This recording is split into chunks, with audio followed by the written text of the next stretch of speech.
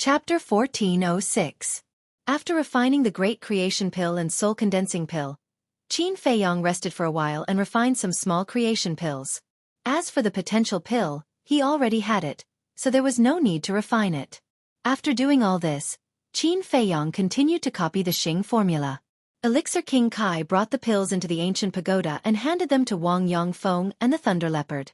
When they received the pills from Dan Wang Kai, whether it was the Thunder Leopard, the other two beasts, or Wang Yongfeng and the others, they were all extremely excited. However, Dan Wang Kai was very nervous. He was worried that everyone would fail when opening the 7th and 8th level of the Door of Potential. Because once they failed, it meant that they would have to waste another set of medicinal herbs. One had to know. Now, every time he used one of these pills, there would be one less. However, everyone was very hardworking.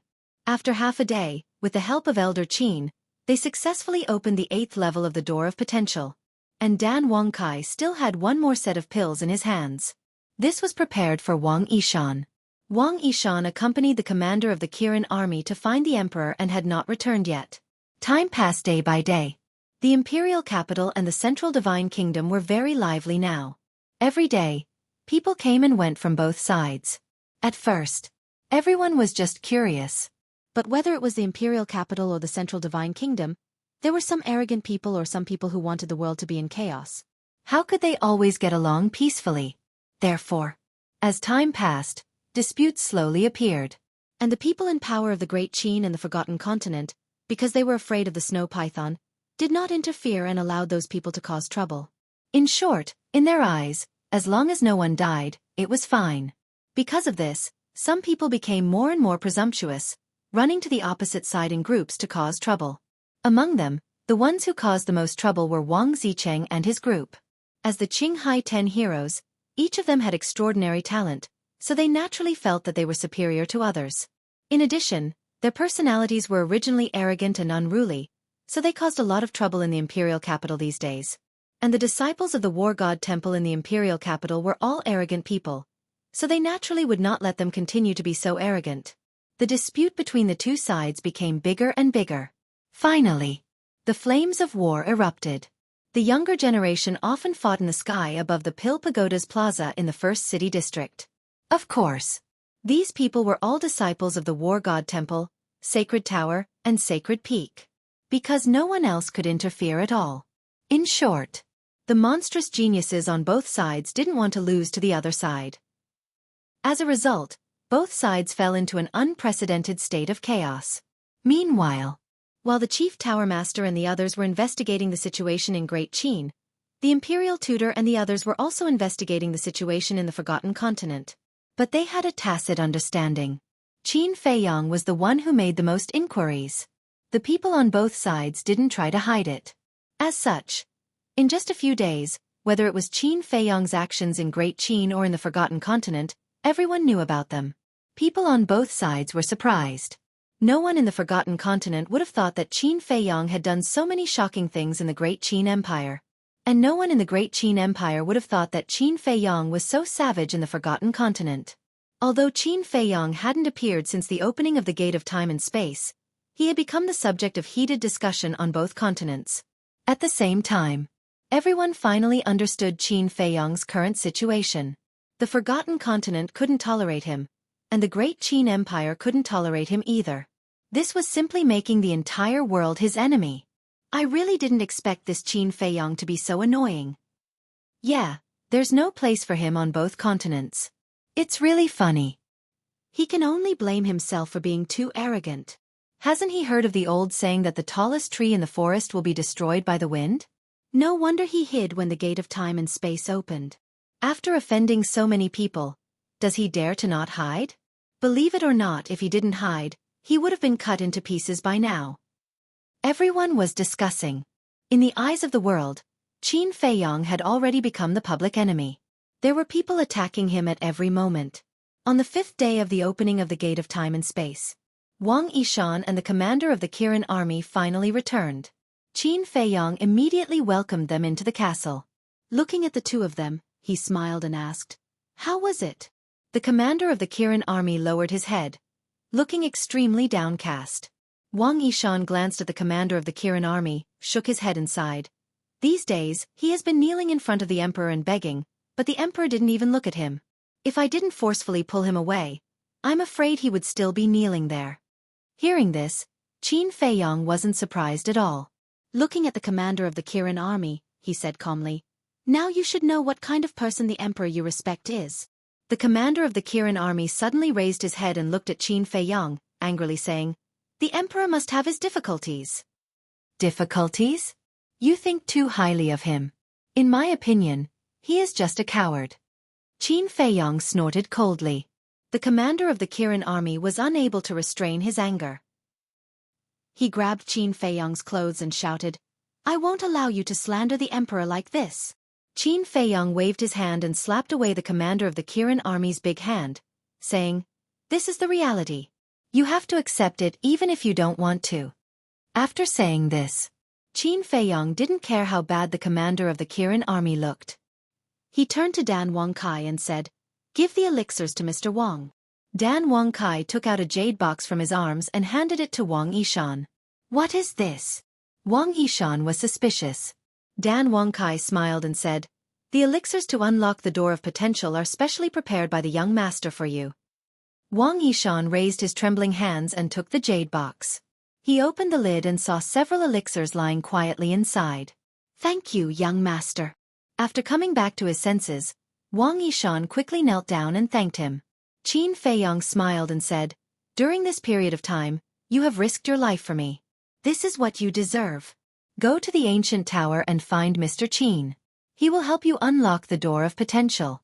After that, you can begin to comprehend the profound meaning of becoming a god and strive to step into the false god realm as soon as possible." Yes. Wang Yishan was extremely excited. Qin Feiyong waved his hand and sent Wang Yishan to the ancient tower. Then he looked at the commander of the Kirin army, and finally sent the commander of the Kirin army to the ancient tower. Then, Qin Feiyong took out the image crystal. Buzz. Soon, Yan Wei's shadow appeared and bowed. "Greetings, young master." Qin Feiyong asked, "Has the Imperial Preceptor done anything these days?" Yan Wei said in a deep voice, "I was just about to find a time to report this matter to you." Qin Feiyong frowned. Looking at Yan Wei's expression, it seemed that there really was a situation. These days, the Imperial Preceptor has already understood what you have done in the Forgotten Continent. Just this morning, he asked me to go to the main tower to look for the Chief Tower Master. Yan Wei said, "Look for the Chief Tower Master?" Qin Feiyong was startled and said, "It can't be that he wants to join hands with the Chief Tower Master to deal with me, right?" Yan Wei said, "That's what he thinks." Then what did the Chief Tower Master say? Qin Feiyong asked. Is there a need to say? With the Chief Tower Master's vengeful personality, of course he nodded his head and agreed without hesitation. In short, you have already become the public enemy of both continents. A lot of people are looking for you. There are even some reckless people who are shouting in the sky above the first district every day. Yan Wei sneered. Let them shout as they wish, as long as they don't insult my mother. Qin Feiyong waved his hand indifferently. That's not it. After all, everyone knows that the mistress is your reverse scale. Last time, everyone saw the death of Zhuge Jinghong. But there are a few people who have been very arrogant these days, and they don't even put Emperor Hong in their eyes. Do you know that they actually dared to say to Emperor Hong that a good dog doesn't block the way? Yan Wei joked. What? There are still such daring people. Who are they? Qin Feiyong was surprised. Old acquaintances, Wang Zicheng and the others. Yan Wei said. Qin Feiyong was stunned, shook his head helplessly and said, "So it's them, then it's not strange at all." Right, there's one more thing. Yan Wei suddenly said. What is it? Qin Feiyong was suspicious. Yan Wei said, "The Imperial Tutor is working to persuade the various Martial Marquis, and there are already 5 Martial Marquis who have agreed to follow the Imperial Tutor's lead. 2 of them are even your acquaintances, Chenwu Marquis and Enwu Marquis. This old bastard, he's really fast." Qin Feiyong frowned, his gaze suddenly turned cold, and said, "Other than Chenwu Marquis and Enwu Marquis, who are the other 3 Martial Marquis?" Yan Wei said, Mo Wu Marquis, Chi Wu Marquis, Gu Wu Marquis. These scum, I won't let any of them go. Qin Feiyong's eyes flashed with killing intent. In addition, there's one more thing. In the morning court in 5 days, the imperial tutor will officially let Zhuge Mingyang inherit the title of Zhuge Wu Marquis. Yan Wei said. Him. Worthy. Qin Feiyong raised his eyebrows. Yan Wei said, regardless of whether he is worthy or not, Emperor Hong has already agreed.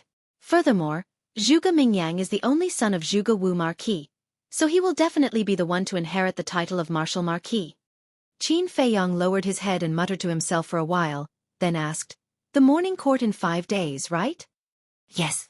Yan Wei nodded. I understand. Continue to pay attention to the imperial tutor's movements.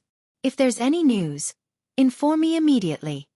After Qin Feiyong finished speaking, he turned off the image crystal and sent a message to the Marquis of Shao.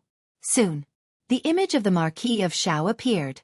Qin Feiyong asked, I asked you to persuade the various martial marquis, how is it going? It's not going very well. Marquis Shao shook his head. What do you mean? Qin Feiyong frowned.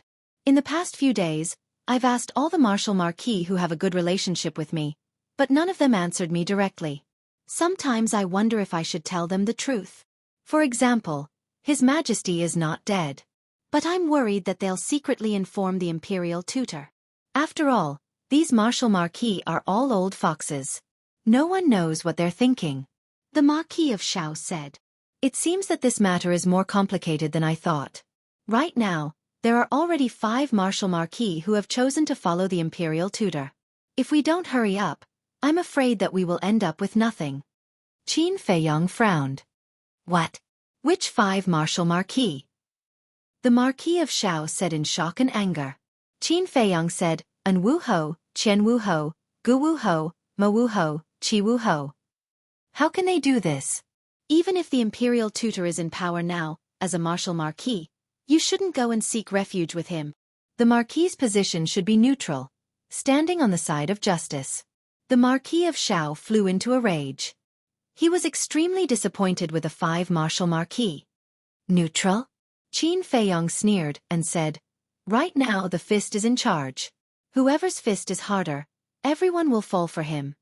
The Marquis of Shao calmed down, pondered for a moment and said, Then why don't we think of a way? We don't have to convince them to stand with us, but at least they don't dare to rely on the imperial tutor? I have the same plan. Let me think about it carefully. You stay put for now. Qin Feiyong instructed. All right. Also, I've been feeling that someone is secretly monitoring me recently. I think it should be the imperial tutor's men.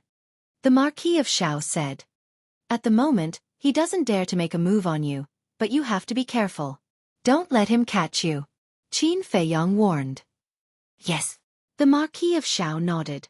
After the conversation ended, Qin Feiyong put away the image crystal, lowered his head, and muttered to himself. Time passed breath by breath. Since persuasion won't work, then we can only use bloody methods to intimidate them. After a long while. Chapter 1407. According to the time in the ancient pagoda, the 4th stroke should take more than 150 days. But in the outside world, it was only half a month. At that time, Qin Feiyong's cultivation could step into the 5-star combat emperor realm. He was one step closer to the war god realm. Thinking back to the time when he was in Iron Ox Town, not to mention combat emperor and war god, he didn't even dare to think about becoming a war saint. He also never thought that he could reach this step today. Time flew by. On the 8th day of the spatial doors opening. Swish. On this day, Lu Xingchen, accompanied by Mu Zhongyun, entered the sky above the 1st district. Whoosh.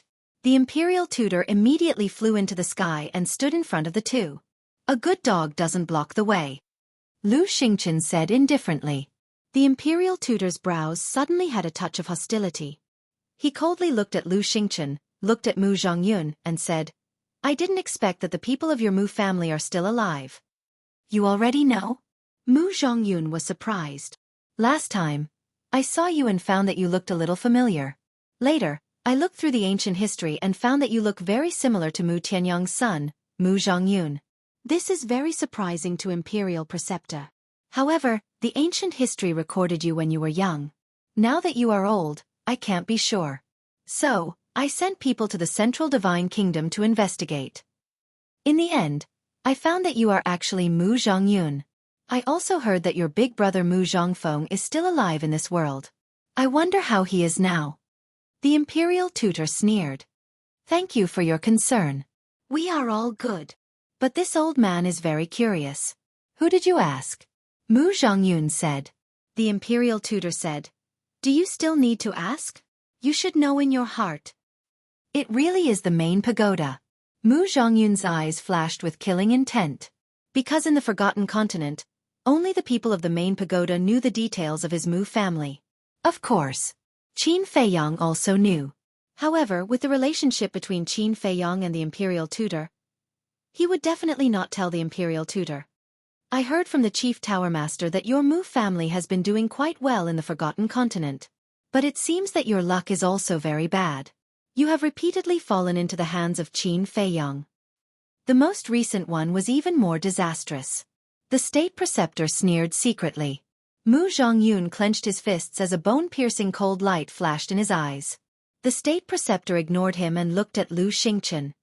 And you, if I'm not wrong, should be Mu Tianyang. Yes, that's me. Lu Xingchen looked at him proudly. All these years, you've been lurking in the temple, but we didn't know about it. I have to admit, you've really hidden yourself well. But there's one thing that I don't understand. Since you are Mu Tianyang, who was Ren Duxing killed by Qin Feiyang? The imperial advisor transmitted his voice. Because Lu Xingchen and Mu Zhongyun's identities were too shocking, he had been transmitting his voice secretly. Because once Lu Xingchen and Mu Zhongyun's identities were exposed to the world, it would definitely cause a huge uproar in the Great Qin Empire. Lu Xingchen said, he's a clone of me. Clone? The state preceptor frowned and asked suspiciously, why do you want to make such a clone? To hide the truth? Who do you think you are? Do you have the qualifications to make me answer your question? Lu Xingchen said proudly, his eyes full of contempt. The state preceptor wasn't angry and secretly sneered. What are you being arrogant for? Now you're just a ruler of a fallen country. Lu Xingchen said, as long as I'm alive, the Heavenly Sun Empire will continue to exist. Wishful thinking. The Heavenly Sun Empire has been destroyed. Now it's the Great Qin Empire that controls the rivers and mountains. Even you, Mu Tianyang, are powerless to reverse the situation. Besides, you don't have the ability now, do you? The state preceptor mocked. Preposterous. Mu Zhongyun couldn't help but go down and was about to fight. Lu Xingchen waved his hand and said, it's just a clown. There's no need to bother with him. Let's go. Finished. Lu Xingchen opened a teleportation door and walked in without looking back. Mu Zhongyun looked at the state preceptor gloomily and quickly followed. I'm a clown. Looking at the backs of the two, the state preceptor muttered to himself, his eyes flashing with strong killing intent. Following closely, he also opened a teleportation door and descended in front of a courtyard. The scenery here was beautiful and pleasant. A waterfall poured down from the top of the mountain and converged into a lake beside the courtyard. The lake water was clear and rippling. An old man with white hair sat quietly by the lake. It was Emperor Hong. The state preceptor walked to the front of Emperor Hong and said in a deep voice, they are really from the Mu family, and Lu Xingchen even personally admitted that he is Mu Tianyang. Mu Tianyang? Emperor Hong pondered for a moment and sighed. I really didn't expect that Mu Tianyang is still alive. Why didn't father eliminate the root of the problem? Between the words, there was an unresolvable worry. That's right. If back then, the previous emperor could eliminate the root of the problem, how could today's matter happen? According to my inquiries, in the past 10,000 years, the Mu family has been recuperating in the Forgotten Continent, and their overall strength has surpassed ours. Mu Zhongyun and Mu Zhongfeng have both broken through to the peak of the false god realm. But fortunately, Qin Feiyang recently went to the Mu family once, causing the Mu family to suffer heavy losses, and even lost a false god. Otherwise, with our current strength, I'm afraid we really can't stop them. The state preceptor said. Heavy losses? Emperor Hong was stunned and asked, how bad? I'm afraid you won't believe it even if I tell you. The Mu family's 8-star War Emperor, 9-star War Emperor, and 9-star War Emperor, originally numbered in the thousands. But at that time, They were all killed by Qin Feiyang. As for Yiglao, I heard that his fate was even worse. He was forced to self-destruct in the endless sea. Moreover, the medicinal field that the Mu family had accumulated for tens of thousands of years was also looted by Qin Feiyang. Also, the Mu family's 1-star to 7-star war emperor were all massacred. In other words, in the current Mu family, other than Mu Tianyang and the others, the strongest is the 9-star war saint. The state preceptor laughed. Emperor Hong was dumbfounded. The dignified Mu family, because of a mere Qin Feiyang, had actually fallen to such a state? If these words didn't come from the state preceptor's mouth, he wouldn't believe it even if he was beaten to death. Emperor Hong said, "In that case, although Qin Feiyang has been opposing us all these years, he has also been silently contributing to the great Qin Empire?" The state preceptor's eyes flashed, and he coldly snorted, "I'm afraid it's not for our great Qin Empire." Then why did he deal with the Mu family? Emperor Hong frowned. "I think it's for his own selfish desires. He's thinking about the Mu family's medicinal field. Moreover, in the Forgotten Continent, the Mu family had repeatedly tried to kill him.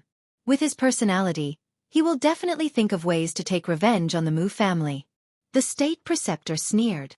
"That makes sense." Emperor Hong nodded and asked, "Then now, how many fake gods does the Mu family have?" "According to my investigation, there are only Mu Changfeng, Mu Changyun, and Mu Tianyang himself," the state preceptor said. "Then the Mu family is nothing to worry about." Emperor Hong waved his hand. "The Mu family is nothing to worry about now, but according to my investigation, the Mu family has given birth to another monster. This person is called Mu Qing, and he has opened a battle soul called Heaven's Eye. He can ignore all space, the barriers of all continents, and spy on all living things in the world," the state preceptor said in a deep voice. "Heaven's Eye."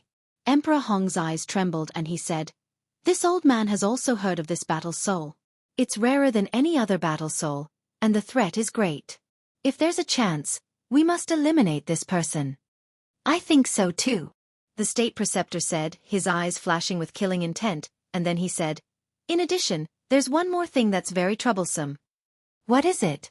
Emperor Hong was suspicious. The state preceptor said, "I believe you also know that to open the miracle, you need a key." "I know. Back then my father personally told me, and there are also records in ancient history. This key is in the hands of the main tower. They are Heavenly Starflame, Heavenly Thunderflame, Ice Flame. And to enter the miracle, you also need these 10 types of fire, otherwise you will be torn apart by the space-time storm. So, during this period of time, you have to build a good relationship with the people of the main tower, or think of a way to get 1 or 2 types of fire from the main tower. As long as you can get it, no matter what price you have to pay, it doesn't matter." Emperor Hong said, "If these 10 types of fire are still in the main tower, I'm sure I can get 1 or 2 types of fire. But the problem now is that these 10 types of fire are not in the hands of the main tower," the state preceptor said. "How is that possible?" "My father said that from ancient times until now, these fire have been kept by the main tower." Emperor Hong looked at him in surprise. "It's true. The last time I sent someone to investigate the situation of the Forgotten Continent, there was news about these fire. It said that these fire have been snatched away," the state preceptor said. Emperor Hong suddenly stood up and asked, "Who?" "Qin Feiyang and Mu Jia," the state preceptor said word by word. This. Emperor Hong's face was dull, and his whole person was not good. "Sir, what do you think we should do now? With our relationship with Qin Feiyang and Mu Jia, they definitely won't give us the fire. In other words, even if the space-time door is open every day, even if we can enter the central divine kingdom, even if we can reach the entrance of the miracle, we can only watch them enter." The state preceptor at this moment seemed to be a little out of his wits. Emperor Hong returned to the stone bench, his brows tightly locked together. "How about we go find the snow python?" The state preceptor's eyes suddenly lit up, and he suggested, "Do you think the snow python will help us?" As the guardian of the Forgotten Continent, the snow python must know that the fire is in the hands of the Mu Jia and Qin Feiyang. If she will help us, when the space-time door was opened, connecting the imperial capital and the central divine kingdom, she would have already asked the Mu Jia and Qin Feiyang to hand over the fire. But she didn't do that. I think she means that she will allow us to enter the miracle, but whether we can enter in the end depends on our own ability. Emperor Hong said. Then we can't just give up like this, right? The state preceptor raised his eyebrows. Emperor Hong waved his hand and said, Let this old man think about it. If there's nothing else, you can go first. Good. The state preceptor nodded, looked deeply at the back of Emperor Hong, then turned around and strode away. Qin Feiyong. What kind of person are you? Attacking the Mu Jia, is it to vent your personal anger? Or for the safety of Great Qin? Also, why are you involved in every single one of these things? Chapter 1408. At the same time, Qin Feiyong also received Lu Xingqian's message. The two agreed to meet at the Black Dragon Pool. Black Dragon Pool. It has been a long time since the last time he set up a trap for Yan Wei to sneak into the state preceptor side. The broken mountains and earth have long been covered with dense vegetation, full of vitality. Above a mountain peak, Lu Xingqian stood with his hands behind his back, facing the wind, looking down at the mountains and rivers below. His eyes were calm and no one knew what he was thinking. Mu Zhongyun stood silently behind him. When Qin Feiyong comes, I won't allow you to do anything improper. Suddenly, Lu Xingqian opened his mouth. Why? He tricked our Mu Jia so much. Can't I teach him a lesson and let him taste the pain of flesh and blood? Mu Zhongyun was dissatisfied. To achieve great things, you must learn to be patient. Lu Xingqian said. Mu Zhongyun still wanted to say something. Lu Xingqian abruptly turned his head to stare at him, his eyes carrying a merciless coldness as he said, If this emperor's plan is ruined because of you, then even if you are this emperor's son, this emperor will not let you off. Zhongyun doesn't dare. Zhongyun knows his mistake.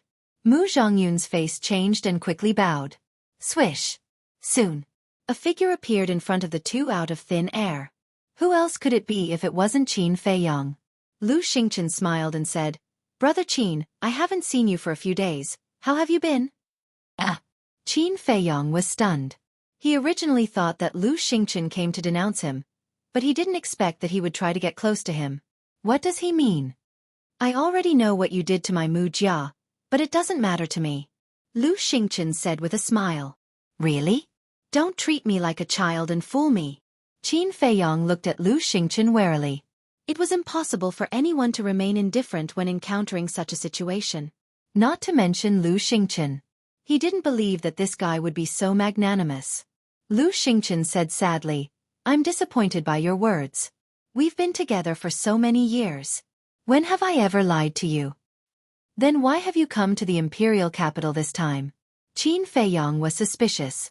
Lu Xingqian said, I have something to discuss with you. What is it? Qin Feiyong frowned. He thought to himself that it was definitely not something good. Lu Xingqian smiled and asked, You definitely know about the miracle, but do you know how to enter it? What do you mean? Qin Feiyong was puzzled. 10 types of alchemy fires are needed to open the divine ruin. Similarly, these alchemy fires are also needed to enter the divine ruin. Because there is a passage inside the gate of the divine ruin. This passage is filled with something called a space-time storm. This space-time storm is extremely lethal. Even a real god of war will die on the spot if he is swept by the space-time storm. Lu Xingqian said. It's so terrifying? Qin Feiyong was shocked. Yes. However, the alchemy fires in our hands can isolate the space-time storm. But each alchemy fire can only bring 1,000 people into the divine ruin at most. Lu Xingqian said. Qin Feiyong frowned and said, You mean the number of people entering the divine ruin is limited? Yes. 10 types of alchemy fires, 10,000 people. So only 10,000 people can enter the divine ruin at most. And there is another condition to enter the divine ruin. The minimum cultivation level to enter is a 1-star god of war. Lu Xingqian said with a smile. Pseudo-gods like you can also enter? Qin Feiyong was suspicious. Yes. Gods of war and pseudo-gods can all enter. Lu Xingqian nodded. What about gods of war? Qin Feiyong asked. Gods of war can also enter. But how many gods of war are there in this world? Lu Xingqian smiled faintly. Qin Feiyong was a little uneasy. The snow python was a real god of war. If the snow python also entered the divine ruin on a whim, then even if the divine ruin was full of treasures, no one would be able to snatch them from her. Lu Xingchen said. I have no other purpose in telling you this. I just hope to cooperate with you on a deeper level. Deeper level? Qin Feiyong was stunned and asked in confusion. How so? Now, 7 of the 10 alchemy fires are in my hands, and the other 3 are in your hands. In other words, only the 2 of us can enter the divine ruin. Think about it. If only the 2 of us can enter the divine ruin, then wouldn't all the treasures in the divine ruin be ours? Lu Xingchen smiled. Qin Feiyong nodded in realization and smiled. So that's what you're thinking. You're indeed a cunning old fox, but I like it. Every man for himself, and the devil takes the hindmost. Moreover, if Great Qin and Forgotten Continents people also enter the divine ruin, it won't be good for us either, right? Lu Xingchen laughed. That makes sense. Qin Feiyong nodded thoughtfully then said, but after thinking about it, if only the 2 of us enter the divine ruin, I'll only be at a disadvantage. What do you mean? Lu Xingchen was stunned and said, your Mu clan has Mu Chongyun and Mu Chongfeng, 2 peak semi-divinity realm existences, while I only have Old Man Qin by my side. Moreover, Old Man Qin is just an ordinary semi-divinity realm expert. If you turn your back on me, won't I die? Qin Feiyong joked. Lu Xingchen said, don't worry, I can guarantee that before leaving the divine ruin, I won't do anything to you. Really? Qin Feiyong asked. I, Lu Xingchen, am a man of my word. Lu Xingchen said. Okay. I agree. Qin Feiyong nodded. Brother Qin is indeed a straightforward person. 7 days later, we'll meet at the entrance of the divine ruin. Lu Xingchen was overjoyed and laughed. There are only 7 days left before the divine ruin opens. Okay. Qin Feiyong said. Then I'll take my leave. Lu Xingchen cupped his hands and smiled, then opened the portal and left with Mu Chongyun. Qin Feiyong looked at the back of the 2, and his eyes flashed slightly. Then he also entered the castle. Dan Wangkai said, young master, you have to be careful, there must be a trap. I know. Lu Xingchen hasn't killed me yet, probably because he wants me to help him do something in the divine ruin. When I help him do this, I'm sure that he will immediately kill me. Qin Feiyong said with a faint smile. Dan Wangkai said in surprise, so the deep cooperation he's talking about now is actually preparation for the future? Yes. He should be doing this to prevent Emperor Hong. After all, Emperor Hong is my great-grandfather. He's worried that when he kills me, Emperor Hong will help me out of consideration for family ties. Most importantly, he has been coveting the castle and Changshui for a long time and doesn't want a third person to interfere. If only I go in with him, when I die, won't Changshui and the castle be in his pocket? Qin Feiyong said with a smile. This is a killing trap, and you can still laugh? Dan Wangkai was speechless. So what if it's a killing trap? In this world, he's not the only one who knows how to set up a killing trap. Since he wants to plot against me, I might as well beat him at his own game. Qin Feiyong said. Dan Wangkai was slightly stunned and said, so, you've already thought of a countermeasure. I think it's not only us, but also the Lu family wants to see a place like the divine ruin. Qin Feiyong chuckled and turned to look at Lu Zhang, who was meditating with his eyes closed. Dan Wangkai also looked at Lu Zhang, with a strange color in his eyes. Lu Zhang helplessly opened his eyes, looked at Qin Feiyong, and said, I knew you wouldn't forget my Lu family. How about it? Take me to the Lu family? Qin Feiyong said with a smile. That won't do. Without second grandpa's consent, I wouldn't dare to take you there. Lu Zhang shook his head like a rattledrum. Hearing this, Dan Wangkai couldn't help but snicker. This guy didn't know that Qin Feiyong had already been to the Lu family. Second grandpa and third grandpa already knew. Qin Feiyong also smiled meaningfully, stepped forward, grabbed Lu Zhang, and descended over the black dragon pool. I said I can't go, so I can't go. Don't force me, okay? Lu Zhang looked at him angrily. I won't force you, and I don't need you to lead the way, because I know where the Lu family is. Qin Feiyong chuckled and opened a portal. You know? Are you talking in your sleep? Lu Zhang looked at him in astonishment. You'll know soon whether I'm talking in my sleep or not. Qin Feiyong grabbed Lu Zhang and rushed into the portal. Swish! The next moment, the two landed over a square. On the square, there were two statues of deities. One statue was riding a purple gold dragon, and the other was riding a flaming divine wind. From afar, they looked like two overlords of heaven and earth, exuding a king's aura that could intimidate all things. This is... Lu Zhang looked at the square and the two statues, and his expression suddenly became dull. Wasn't this the place of inheritance of the Lu family? How did Qin Feiyong know the coordinates? Third Grandpa was still sitting cross-legged under the stone tablet as before. There was no aura around him, and he looked like an old grandpa next door. He looked kind and kind. Third Grandpa opened his eyes when he sensed the auras of Qin Feiyong and Xiao Chen. He raised his head and looked at the two of them. A smile immediately appeared on his old face. He looked at Qin Feiyong and said, "You are back." "Yes." Lu Zheng nodded. But then he was stunned again, because he found that Third Grandpa wasn't talking to him at all. What was going on? At this moment, his mind was in a mess. Qin Feiyong looked at Lu Zhang in amusement, landed next to Third Grandpa, and bowed. "Greetings, Third Grandpa. We all know what Emperor Hong did to you. You've been wronged." Third Grandpa grabbed Qin Feiyong's hand and sighed. "It's okay." Qin Feiyong smiled. Third Grandpa sighed. "You silly child, don't always be so stubborn. If you feel wronged, just say it. It's uncomfortable to keep it in your heart. I've long been used to it. There's nothing to feel uncomfortable about."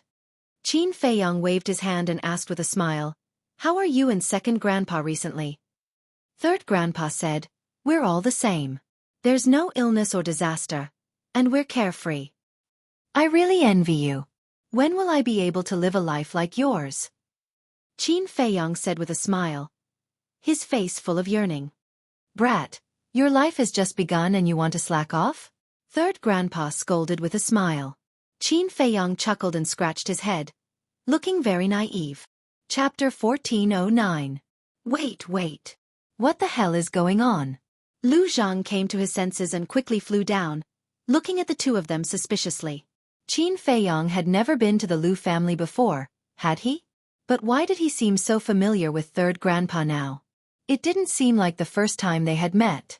Third Grandpa's face darkened and he said, "You still have the nerve to ask. Isn't it all because of you?" "Me?"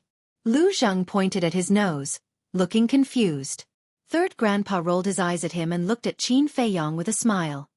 "Let's go to the village and have a good chat with your Second Grandpa." "Okay." Qin Feiyong nodded. Third Grandpa glanced at Lu Zhang again and said angrily, "What are you waiting for? Lead the way." Lu Zhang responded and turned to fly toward the village with a stomach full of doubts. Feiyong will take his leave. Qin Feiyong bowed to Third Grandpa and quickly caught up with Lu Zhang. "Little cousin, what the hell is going on?" Lu Zhang turned back and looked at him in confusion. Qin Feiyong said with a smile, "Actually, I've been here a long time ago." "You've been here?" Lu Zhang was stunned. "Yes." Qin Feiyong nodded. "When? Why don't I know?" Lu Zhang frowned. One had to know. During this period, he had been following Qin Feiyong. If Qin Feiyong really came to the Lu family, it was impossible for him not to know. Qin Feiyong said, "Last time, when you came back with the 10,000 Beasts portrait, I followed you here." "What?" Lu Zhang was stunned, and then he suddenly became angry. He grabbed Qin Feiyong's clothes and roared, "How dare you follow me?" Qin Feiyong faintly sighed and said, "I just want to know where grandfather lives. Is there a need to make it sound so unpleasant?" Looking at Qin Feiyong's expression, Lu Zhang couldn't help but feel a trace of sympathy. He said, "But you still can't follow me. If Second Grandpa finds out about this, won't he scold me to death?" Qin Feiyong said with an embarrassed smile, "Second Grandpa already knows." "Bastard!" When Lu Zhang heard this, he was furious again and punched Qin Feiyong in the stomach with all his might. Boom!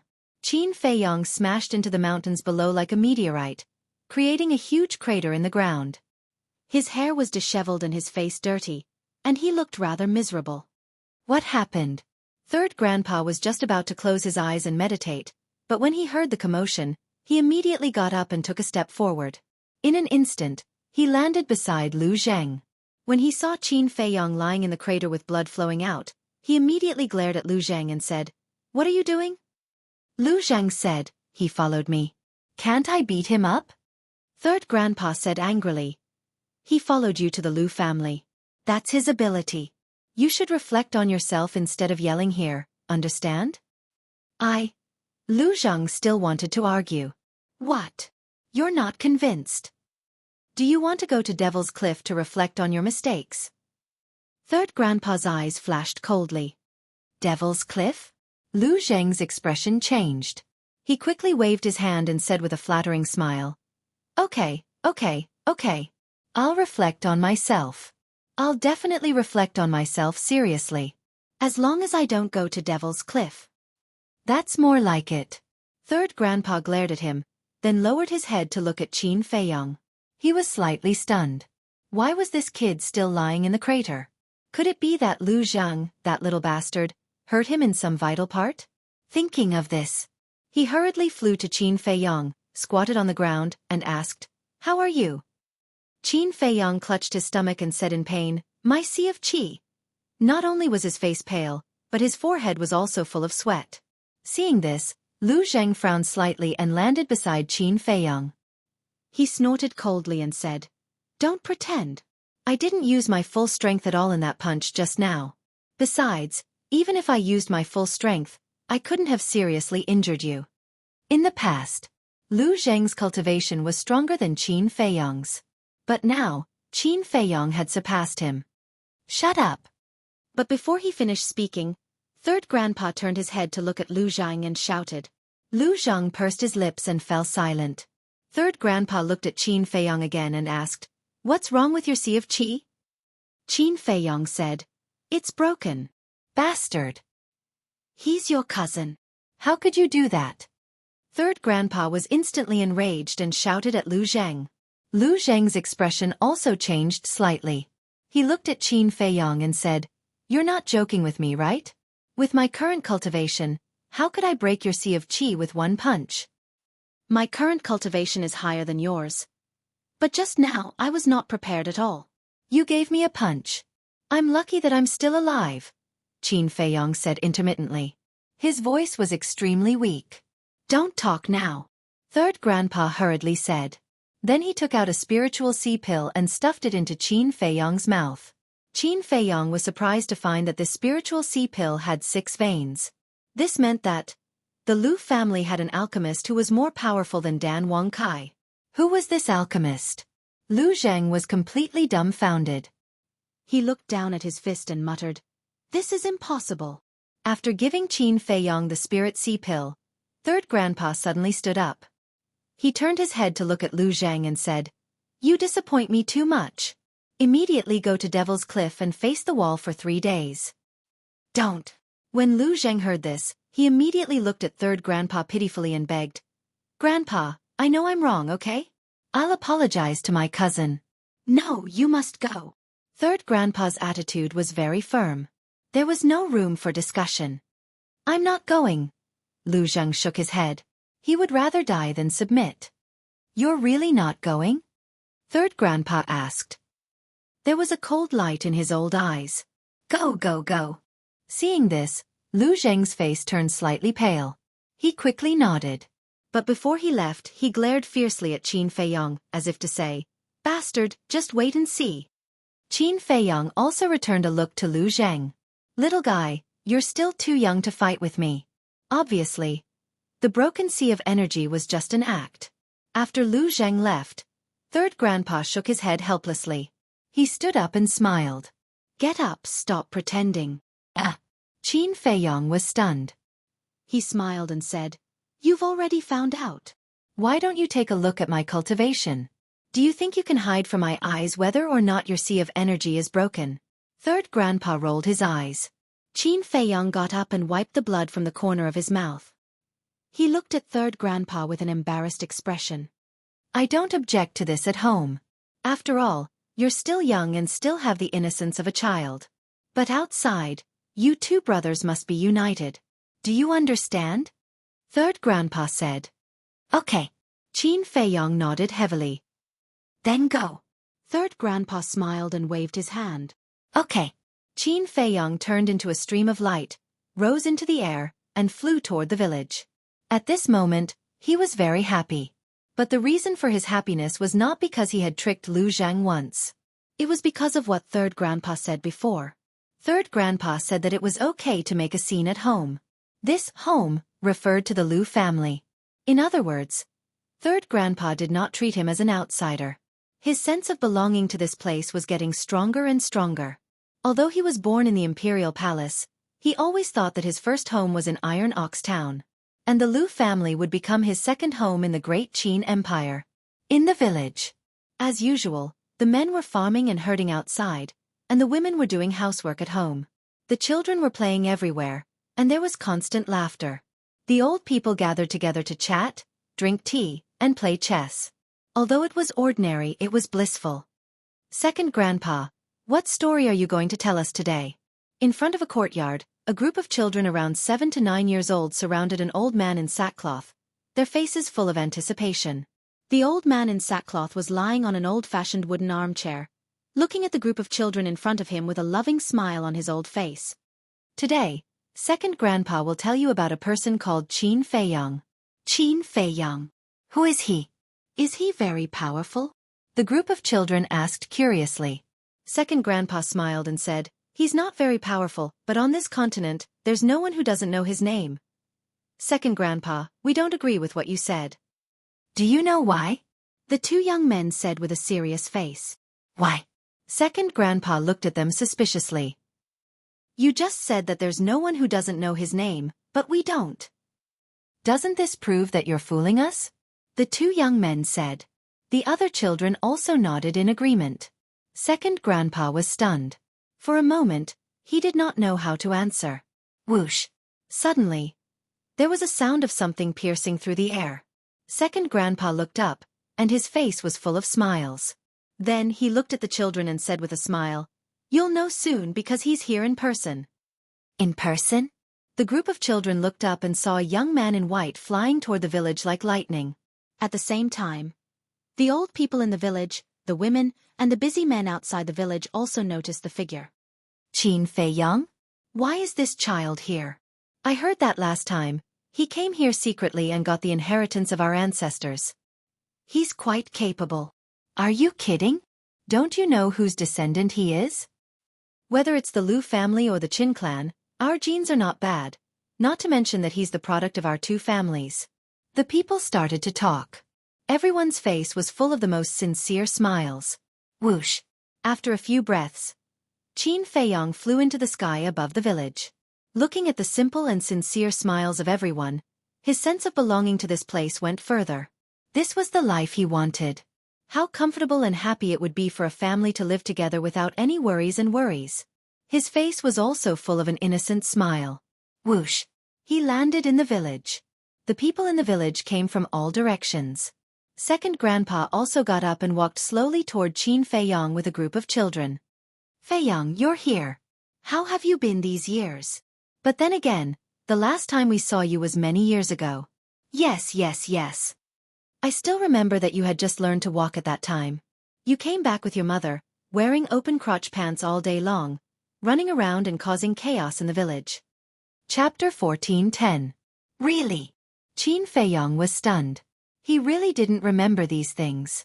These are all things that happened when you were young. You definitely don't remember. But it doesn't matter. You just need to go home. Everyone here is your family. Although we haven't helped you much over the years, we've always been worried about you and your mother. People said. Qin Feiyang glanced at the strange faces in front of him. Although they were strangers, the kinship that blood was thicker than water could not be erased. His heart couldn't help but tremble. His eyes couldn't help but moisten. Because in this world, there was a group of lovely people who missed him and missed him. Greetings, grandpas, grandmas, uncles, aunts. At the same time, I also greet you on behalf of my mother. Qin Feiyang knelt on the ground and bowed. Good. Son, get up. From now on, this is your home. You can come back whenever you want. We don't treat you as an outsider. Don't treat us as outsiders either. Several old people nodded with relief and stepped forward to help Qin Feiyang up. Their old eyes were also filled with tears. Especially when they thought of Qin Feiyong's experience over the years, they couldn't help but feel sad. No. You will always be Feiyong's family, Qin Feiyong said with a smile. Some women and old people looked at Qin Feiyong silently. At this moment, they were all smiling and crying. Mom, why are you crying? A 5-year-old child looked at his mother in confusion. Mom is not crying. She is happy, the child's mother replied. At this time, the crowd gradually dispersed. Second grandpa walked over step by step and stopped in front of Qin Feiyong. Qin Feiyong looked at second grandpa. Second grandpa also looked at Qin Feiyong. None of them spoke. At this moment, the village was particularly quiet. After an unknown amount of time, Qin Feiyong strode forward and walked in front of second grandpa. He knelt on the ground and said, "This unfilial grandson, Qin Feiyong, pays respect to second grandpa." Unfilial, second grandpa muttered to himself. His old face was gradually filled with guilt. He reached out to help Qin Feiyong up. Child, how can you say that about yourself? For the sake of your mother, you even disregarded your own life. Who in this world is more filial than you? It's second grandpa. I should apologize to you. Second grandpa sighed, his face full of self-blame. No. You didn't let me down, nor did anyone in the Liu family. The one who let me down was the emperor, the Hong emperor, and those so-called family members of mine in the imperial palace. Qin Feiyong said. Everyone was silent. It could be seen that Qin Feiyong's resentment toward the people of the imperial palace was extraordinarily deep. Child, since you're here, you don't have to think so much anymore. Yeah. In our place, let alone killing, we don't even have to scheme against each other. You can take this opportunity to relax. The old men laughed. All right. Qin Feiyong nodded. All right, everyone go and get ready. Feiyong, this child, has finally come back. We have to celebrate. All right. The crowd quickly dispersed. The women of each family were busy. Seeing this scene, Qin Feiyong's heart was especially warm. He smiled and said, "It's good to have a family." When second grandpa heard this, he blamed himself even more. He also regretted it. Why did he have to worry so much and not bring Qin Feiyong to the Liu family earlier?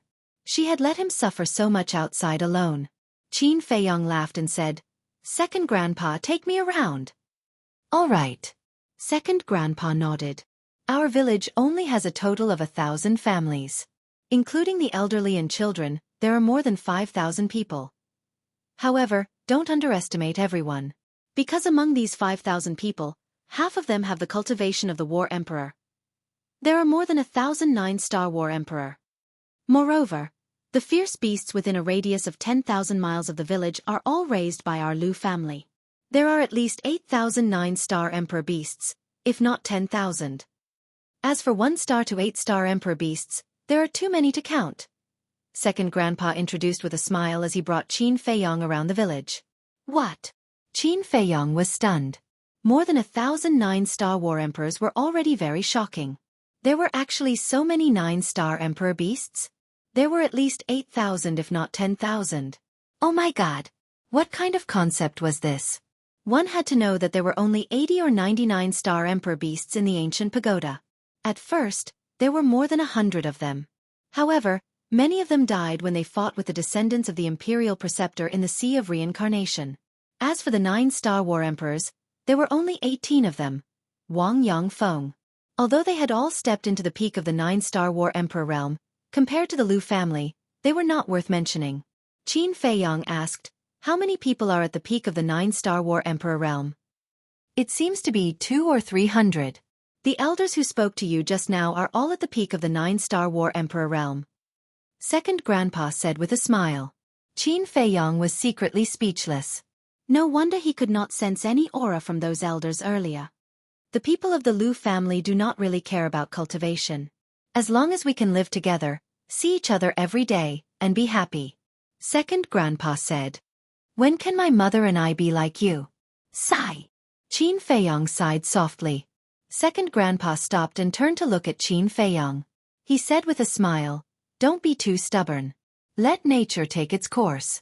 Your obsession now is too deep. I'm afraid it will hinder you from becoming a god in the future. How can I become a god? Qin Feiyang asked.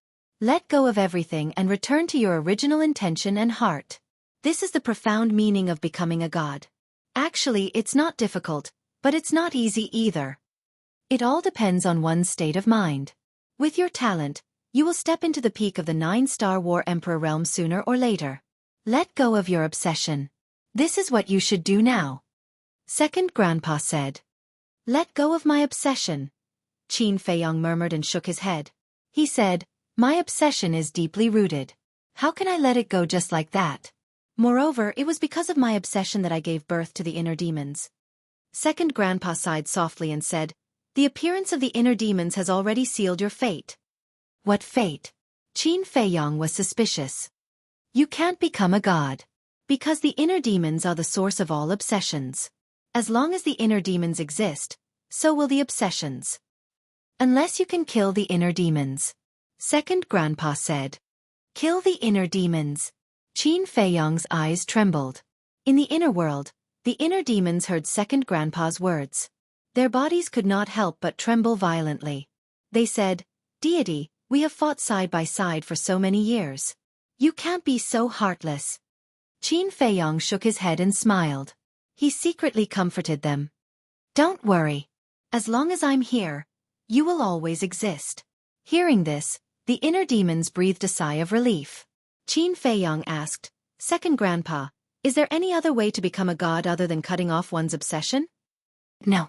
Second Grandpa shook his head. If you have to cut off your obsession to become a god, then why can ambitious people like the state preceptor and Mu Chongfeng also become gods? Qin Feiyang frowned. Becoming a god doesn't mean that you have to be pure of heart and few desires. For example, this old man. Don't think that this old man is carefree now. In fact, this old man also has obsessions and desires. However, when comprehending the profound meaning of becoming a god, we must first let go of these things. This is a very difficult process. Some people may not be able to do it in their entire lives. Second Grandpa said. So that's how it is. Qin Feiyang nodded in understanding. This old man doesn't want to say anything about you, and I'm not qualified to say anything. However, this old man heard from Lu Zhang about your relationship with the inner demons. If you want to become a god, you have to make a choice. Second Grandpa said solemnly. A choice? Qin Feiyang looked up at the sky and said, I won't let go of my obsession, and I won't cut off the inner demons. However, I won't give up on becoming a god either. At this moment, his eyes looked extremely deep, as if they could pierce through time and space and peer into the high and mighty sky. If you don't get rid of the inner demons, how can you become a god? Second Grandpa frowned. There will always be a way. If there really isn't, then I will open up a cultivation path that belongs to me. Qin Feiyang clenched his hands, and a dazzling light burst out of his eyes. Open up a cultivation path that belongs to me. Second Grandpa's body and mind trembled. How much confidence and courage did he have to say something like that? He looked at Qin Feiyang at this moment. He felt that the thin figure seemed to be quietly giving birth to a supreme domineering aura. Can you really do it? Second Grandpa murmured in his heart. He calmed down and said with a smile, opening up a cultivation path that belongs to you is countless times more difficult than comprehending the profound meaning of becoming a god. Since ancient times, no one has ever done it. However, this old man is looking forward to it. Qin Feiyang smiled and didn't continue the topic. The group of children had been following Qin Feiyang and Second Grandpa. They looked at Qin Feiyang with curiosity in their big eyes. Qin Feiyang looked at them. Although these children were young, according to his observation, each of them had extraordinary talent. If nothing unexpected happened, they would be the future heavenly talents of the great Qin Empire. A snot-nosed child ran to Second Grandpa and asked, Second Grandpa, is he the Qin Feiyang you wanted to tell us about just now? Yes. Second Grandpa nodded. The snot-nosed child glanced at Qin Feiyang and said, He doesn't look that big of a deal. Yes. I thought he was someone great. Turns out he's not that great. The other children also nodded. Qin Feiyang was stunned. He was actually being looked down upon by a group of children? Are you not convinced? If you have the ability, you can compete with Big Brother Lu Zheng. I feel that you're far inferior to Big Brother Lu Zheng. The snot-nosed child clamored. Qin Feiyang also became playful. He said jokingly, "Little brat, your big brother Lu Zhang is now facing the wall at Devil's Cliff to reflect on his mistakes." What? Devil's Cliff? The children's expressions changed when they heard the words, Devil's Cliff. The snot-nosed child asked suspiciously, "Did Big Brother Zhang do something wrong? Why is he facing the wall at Devil's Cliff?" "He didn't do anything wrong. I used a little trick to make him face the wall at Devil's Cliff. Now tell me, between your big brother Lu Zhang and me, who is more powerful?" Chapter 14:11. It can't be. Are you that capable? The snot-nosed kid was stunned. "If you don't believe me, you can go to the Devil Cliff and take a look," Qin Feiyang said. But he was a little puzzled. What was so scary about the Devil Cliff? Not only Lu Zhang, but even these little kids were afraid. No. The snot-nosed kid shook his head and said, "If you have the ability, you can go and fight with Brother Jean. I guarantee that you won't be able to take one move from him." Brother Jean? Qin Feiyang was stunned. Who was this? You don't even know who Brother Jean is? You're really ignorant. Let me tell you, Brother Jean stepped into the Battle Monarch realm at the age of 10 and the Battle Emperor realm at the age of 50. Second Grandpa and the others all said that Brother Jean is a genius that only appears once in 100,000 years. He's more powerful than anyone in the world. The snot-nosed kid first looked down on Qin Feiyang, then raised his little head and said proudly, "He stepped into the Battle Emperor realm at the age of 50. Qin Feiyang was shocked. He turned to look at Second Grandpa with a questioning gaze. Don't listen to these little kids. It's not that exaggerated. However, one thing is true. Jean Er's talent is indeed better than Zhang Er's." Second Grandpa smiled. "Then who is he?" Qin Feiyang asked. After being together for so long, he naturally knew how talented Lu Zhang was. It was no exaggeration to say that Lu Zhang's talent could be ranked in the top 10 in the entire Great Qin Empire. However, he didn't expect that there was someone in the Lu family who was more talented than Lu Zhang. How could he not be surprised? Second Grandpa smiled and said, "He's your eldest cousin, Lu Zhijin. He's also Lu Zhang's elder brother." Qin Feiyang nodded and said with a smile, "I'm really looking forward to meeting him." Second Grandpa said, "Jean Er is in seclusion to break through to the semi-divinity realm. However, there will be plenty of opportunities in the future." What? Qin Feiyang turned pale with fright. He originally thought that his eldest cousin was just in seclusion to cultivate normally. He didn't expect that he was actually trying to break through to the semi-divinity realm. This was too terrifying. "There's another interesting thing," Second Grandpa said again. "Interesting?" Qin Feiyang was stunned and asked suspiciously, "What interesting thing?" He and Zhuge Mingyang were born in the same year, the same month, and the same day. They were even born at the same time. Second Grandpa said with a smile. "No way." Qin Feiyang was stunned. How could there be such a coincidence? "Absolutely," Second Grandpa said. "Then this cousin of mine is really not simple," Qin Feiyang murmured. The two of them were born on the same day and at the same time. But now, his cousin was already pushing for a breakthrough to the semi-divinity realm. However, Zhuge Mingyang's current cultivation was even lower than his. The gap between them was too big. However, the Lu family had all kinds of potential pills recipes. As the prodigy of the Lu family, Lu Zhijin must have unlocked the door of potential just like Lu Zhang. His cultivation speed was naturally not something that Zhuge Mingyang could compare with. In terms of talent and potential, the two of them should be on par.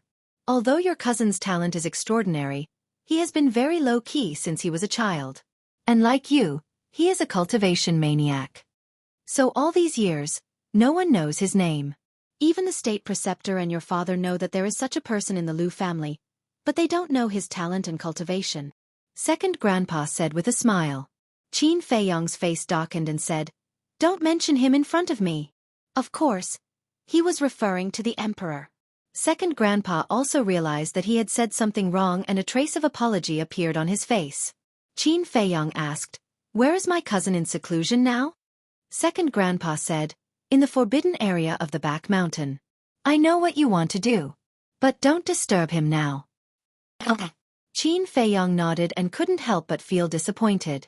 Hearing about him was not as good as meeting him in person. Frankly speaking, he really wanted to see just how monstrous this cousin of his was. Swish! But at this moment, a white figure appeared out of nowhere in the sky above the village. It was a young man, about 185 meters tall, with a handsome face and a tall figure. His snow-white clothes were spotless. His long black hair was casually draped behind his back, fluttering in the wind. There was no aura around him at all, as if he was one with the void. Even his arrival was not noticed by anyone in the village. It's Brother Jean. Brother Jean is back. The first to notice the young man in white were a few teenagers. They looked at the young man in white and exclaimed in surprise. Second grandpa was stunned and looked up. Qin Feiyong's eyes also trembled slightly, and he immediately looked up at the young man in white. Is he my cousin? Although this young man in white had no aura at all, he gave him a great sense of danger. Jean, why are you back? Second grandpa looked at the young man in white suspiciously.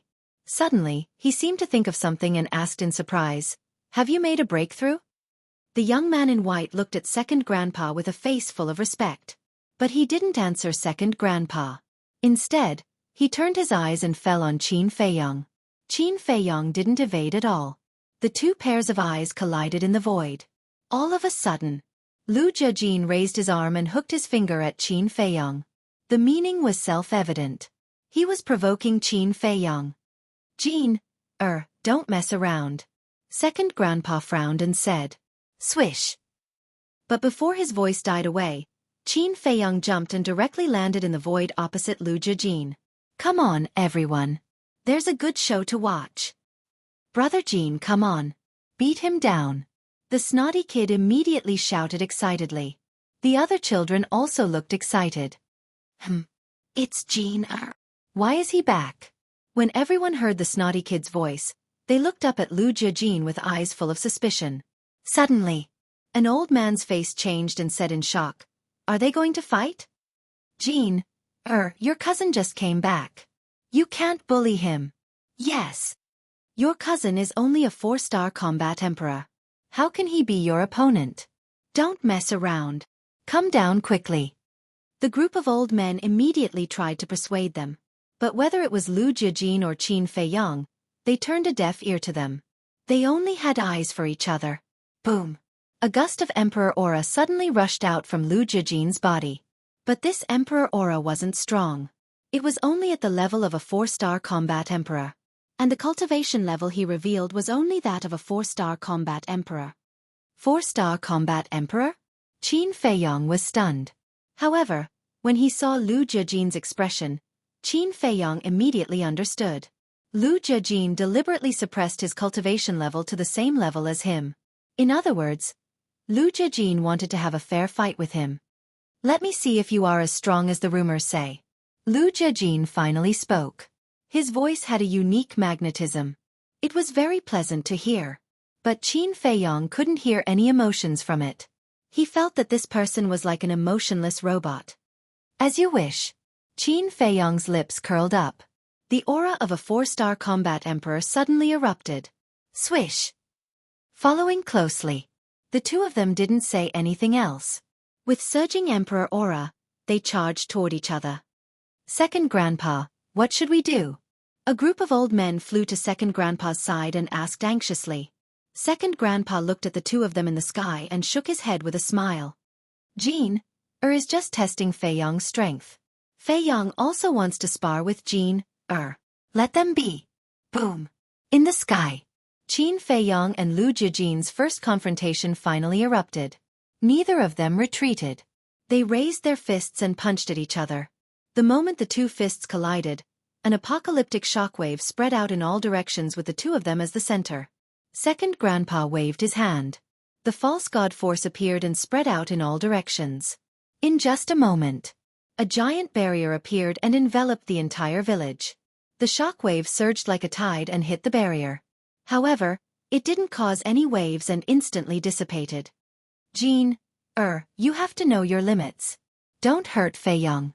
Some of the old men looked at Lu Jiajin and warned him loudly. Qin Feiyong's life was already bumpy. They didn't want Qin Feiyong to be hurt here. Boom! The two of them were in a stalemate in the sky. Around them, the wind howled. Terrifying power poured out from their fists and roared in all directions. The void above the village gradually distorted. The two of them stared at each other. Their cold eyes flashed with monstrous battle intent. Puff! 10 breaths later, Qin Feiyong spat out a mouthful of blood. He lost his balance and kept retreating. How could this be? My body has been tempered by divine blood, but I feel powerless in front of him? Qin Feiyong's face was calm, but there was a storm in his heart. At the same time, Lu Jiajin also retreated a few steps, but there wasn't even a trace of blood at the corner of his mouth. He was still as cold as before. I told you, he's definitely no match for Big Brother Jean. The snotty kid's little face was full of pride. He shouted, Big Brother Jean, beat him up and let him know how powerful we are. You little bastard, do you want to be beaten up? An old man's face darkened. He grabbed the snotty kid's ankle and hung him upside down in the void. He then slapped his little butt. Ouch! The snotty kid immediately wailed in pain. Boom! High in the sky.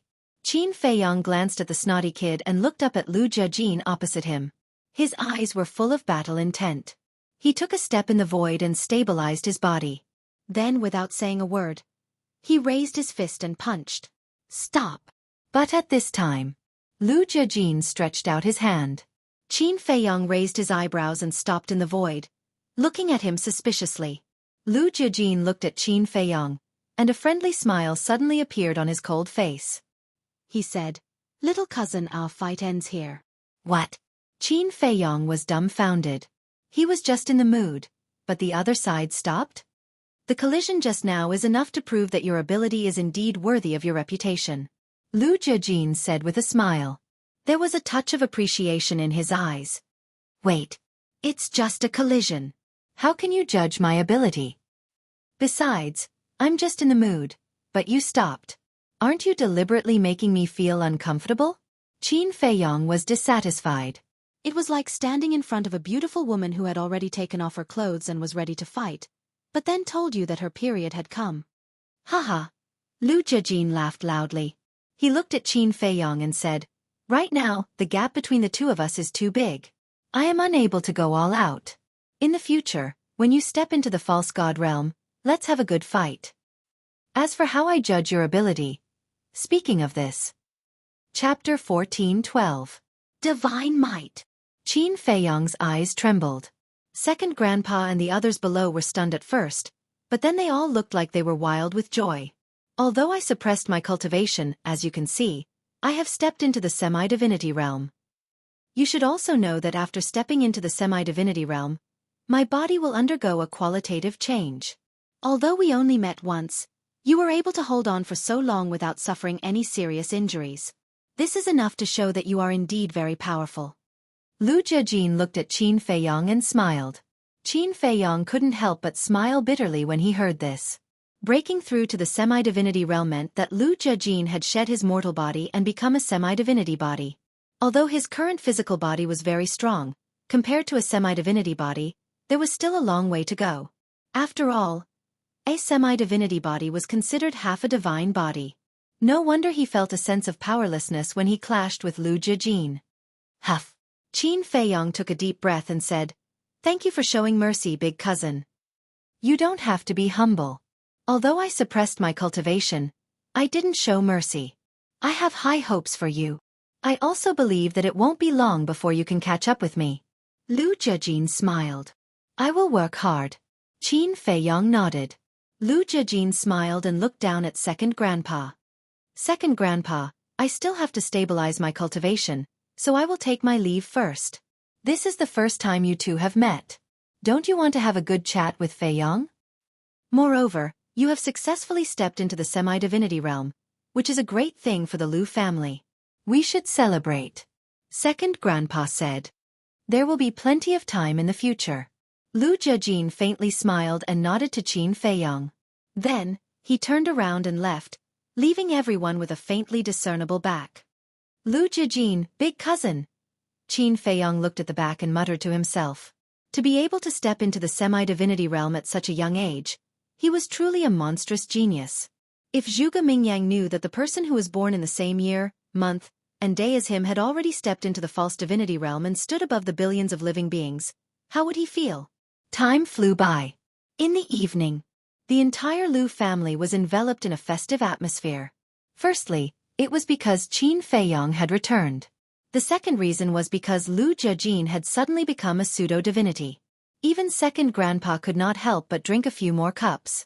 Qin Feiyong really liked this feeling. He was surrounded by his family, and all he heard were concerned voices. There was no fighting or scheming, and everyone was happy and harmonious. That night, he also drank a lot. Midnight. The moon in the sky was very round and the moonlight was hazy. Most of the villagers had already fallen asleep. In a courtyard, Qin Feiyong was sitting at a stone table with second grandpa. They were drinking tea and chatting. Second grandpa smiled and said, "Feiyong, this time you came back, there must be something else, right?" "Yes." Qin Feiyong nodded. "Tell me."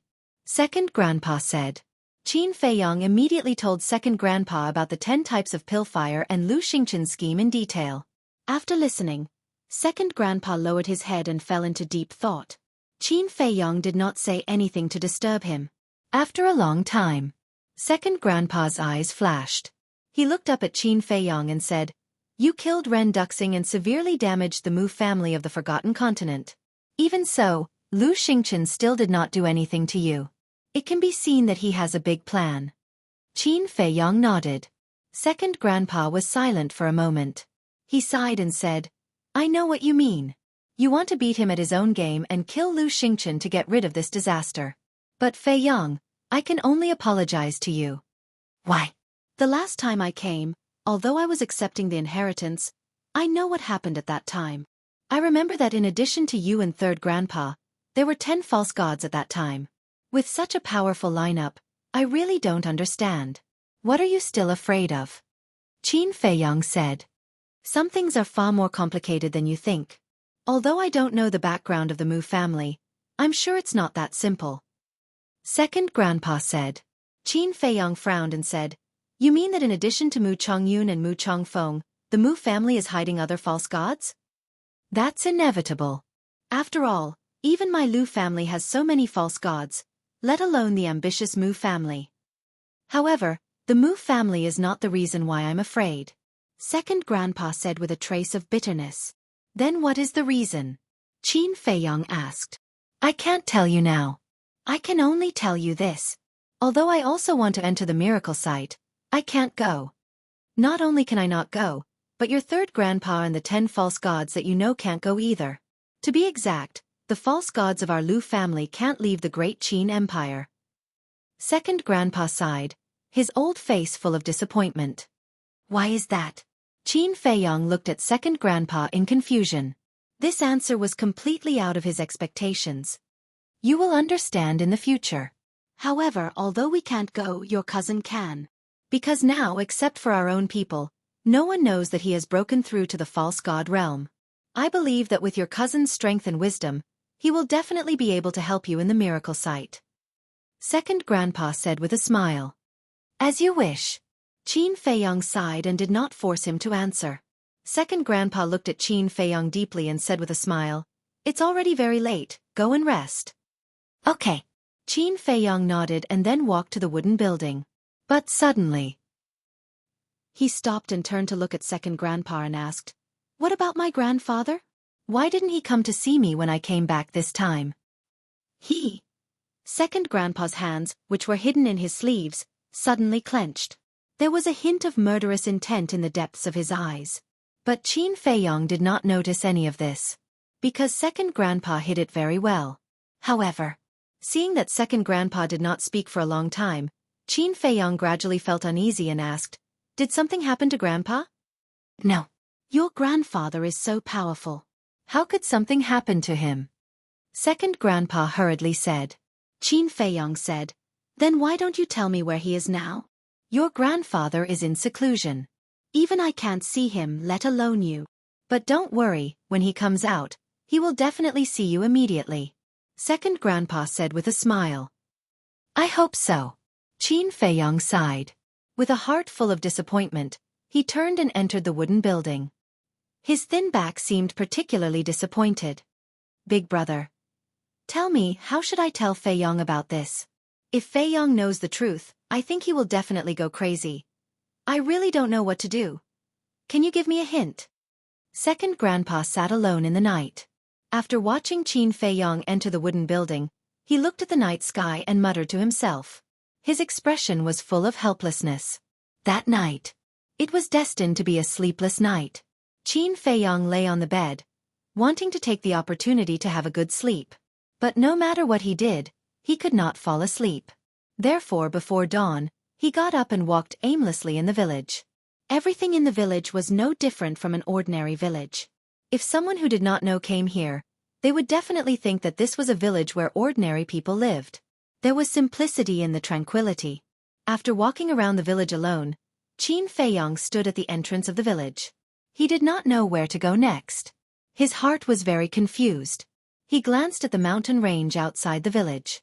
Finally, he stepped forward and walked into the depths of the mountain range step by step. Along the way, he encountered many fierce beasts. There were strong and weak ones.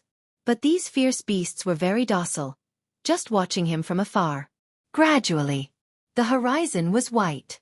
The sun rose from the horizon. The fierce beasts in the mountain range gradually began to become active. But when they saw Qin Fei Yong, they silently retreated to the side. These fierce beasts were all raised by the Lu family. Although they had never seen Qin Fei Yong before, when Qin Fei Yong first entered the Lu family, second grandpa had already told them. In the future, no matter who saw Qin Fei Yong, they could not hurt him. Half an hour passed. Qin Fei Yong crossed a jungle and a vast plain came into sight. The plain covered an area of over 100 miles. There was not a single tree, not even a single blade of grass. However, there were medicinal herbs of various colors that were overflowing with vitality. So many medicinal herbs? Qin Fei Yong stood on the edge of the jungle and glanced at the medicinal herbs on the plain. His eyes were full of surprise. There were too many. Densely packed, like a young girl swaying in the wind, gushing with dazzling light. The rich medicinal fragrance enveloped the entire plain. Wait. With so many medicinal herbs together, it obviously did not grow naturally. It should be the Lu family's medicinal field. I don't know if this medicinal field can be compared with the Mu family's medicinal field. Qin Fei Yong muttered to himself as he strode into the medicinal field. Along the way, he basically recognized all the medicinal herbs. However, he found that many of the medicinal herbs were more than 10,000 years old. The deeper he went, the more precious the medicinal herbs he saw. Finally, he also found white jade fruit, purple spirit flower, and other extremely rare medicinal herbs. In the past 10,000 years, the Lu family's heritage should not be underestimated. Qin Fei Yong murmured. Suddenly, he noticed that there was a faint black spot in the distance ahead. With suspicion, he walked quickly towards the black spot. Gradually, he saw the so-called black spot clearly. It turned out to be a small wooden building. It was very old and very simple, with only 2 floors in total. On the balcony on the second floor of the small wooden building, Qin Fei Yong saw an old man. The old man had reached the age of 70. His body was stooped, his beard and hair were white. He sat cross-legged on the balcony, his eyes slightly closed, wearing a very old linen clothes, but it was very clean. His old face, with a bit of kindness. The old man also gave Qin Fei Yong a very strong sense of intimacy. Qin Fei Yong looked at the old man, step by step walked to the front of the small wooden building and stood under the balcony. The sense of intimacy deep in his heart became stronger and stronger. However, the old man did not seem to notice the arrival of Qin Fei Yong and still closed his eyes. Chapter 14:13. His voice was very soft, but as long as one was not deaf, one could hear it. And the old man in front of him gave Qin Fei Yong a sense of familiarity that his second and third grandfathers could not compare with. Therefore, he guessed that this old man was most likely his grandfather, who had never shown himself. But the old man still did not open his eyes. What's going on? Qin Fei Yong was suspicious and said again unwillingly, Grandpa, I really miss you. Can you open your eyes and look at me? Another long time passed. Just as Qin Fei Yong was about to rush to the balcony, the old man's eyelids moved and he finally opened his eyes slowly. It was a pair of cloudy eyes, but one could clearly see that there was a strong sense of loss in them. The old man just looked at Qin Feiyong without saying a word.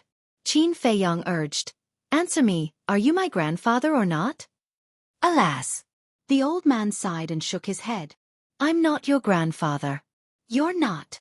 Qin Feiyong's body stiffened and said, "Since you're not my grandfather, why do you give me such a strong sense of familiarity?" "Maybe it's because of this." The old man reached out and grabbed a crutch from the ground in front of him. The crutch was red all over, as if it was cast from magma, with a lifelike fire phoenix attached to it. Qin Feiyong looked at the crutch. The old man said, "This crutch was made by your grandfather himself." "Can I go up and have a look?" Qin Feiyong asked. "Yes." The old man nodded. Qin Feiyong jumped up, landed on the balcony, and took the crutch from the old man. The moment the crutch was in his hand, Qin Feiyong suddenly felt a stronger sense of familiarity than before. "It's really from this crutch," Qin Feiyong murmured. "Back then, when your grandfather was refining this walking stick, he added his own divine blood into it. That's why it feels so familiar to you." The old man explained. "I see," Qin Feiyong mumbled. He looked down at the old man and asked, "Then why is Grandpa's walking stick in your hands?" "I'm keeping it for him," the old man said. "Then who are you?" Qin Feiyong was suspicious. The old man said, "I'm your grandfather's younger brother, ranked 4th. You can call me 4th Grandpa." 4th Grandpa? Qin Feiyong was stunned.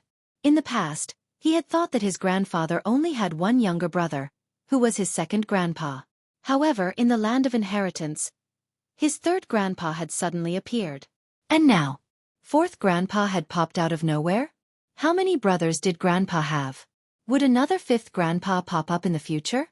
As if seeing Qin Feiyong's doubts, the old man said in a hoarse voice, "We only have 4 brothers." Qin Feiyong nodded. He looked down at the crutch and suddenly asked, "Where is Grandpa now?" "Seclusion," 4th Grandpa replied without hesitation. "Seclusion," Qin Feiyong murmured. Last night, he heard from his 2nd grandpa that Grandpa was in seclusion. He didn't believe it, so when he saw 4th Grandpa, he suddenly asked. Because when a person was faced with a sudden question, they would instinctively answer truthfully. In other words, he was trying to get information from 4th Grandpa. Hearing 4th Grandpa's straightforward answer, he didn't have any doubts anymore. Qin Feiyong reached out and stroked the walking stick. He asked, "4th Grandpa, can you give this walking stick to me?"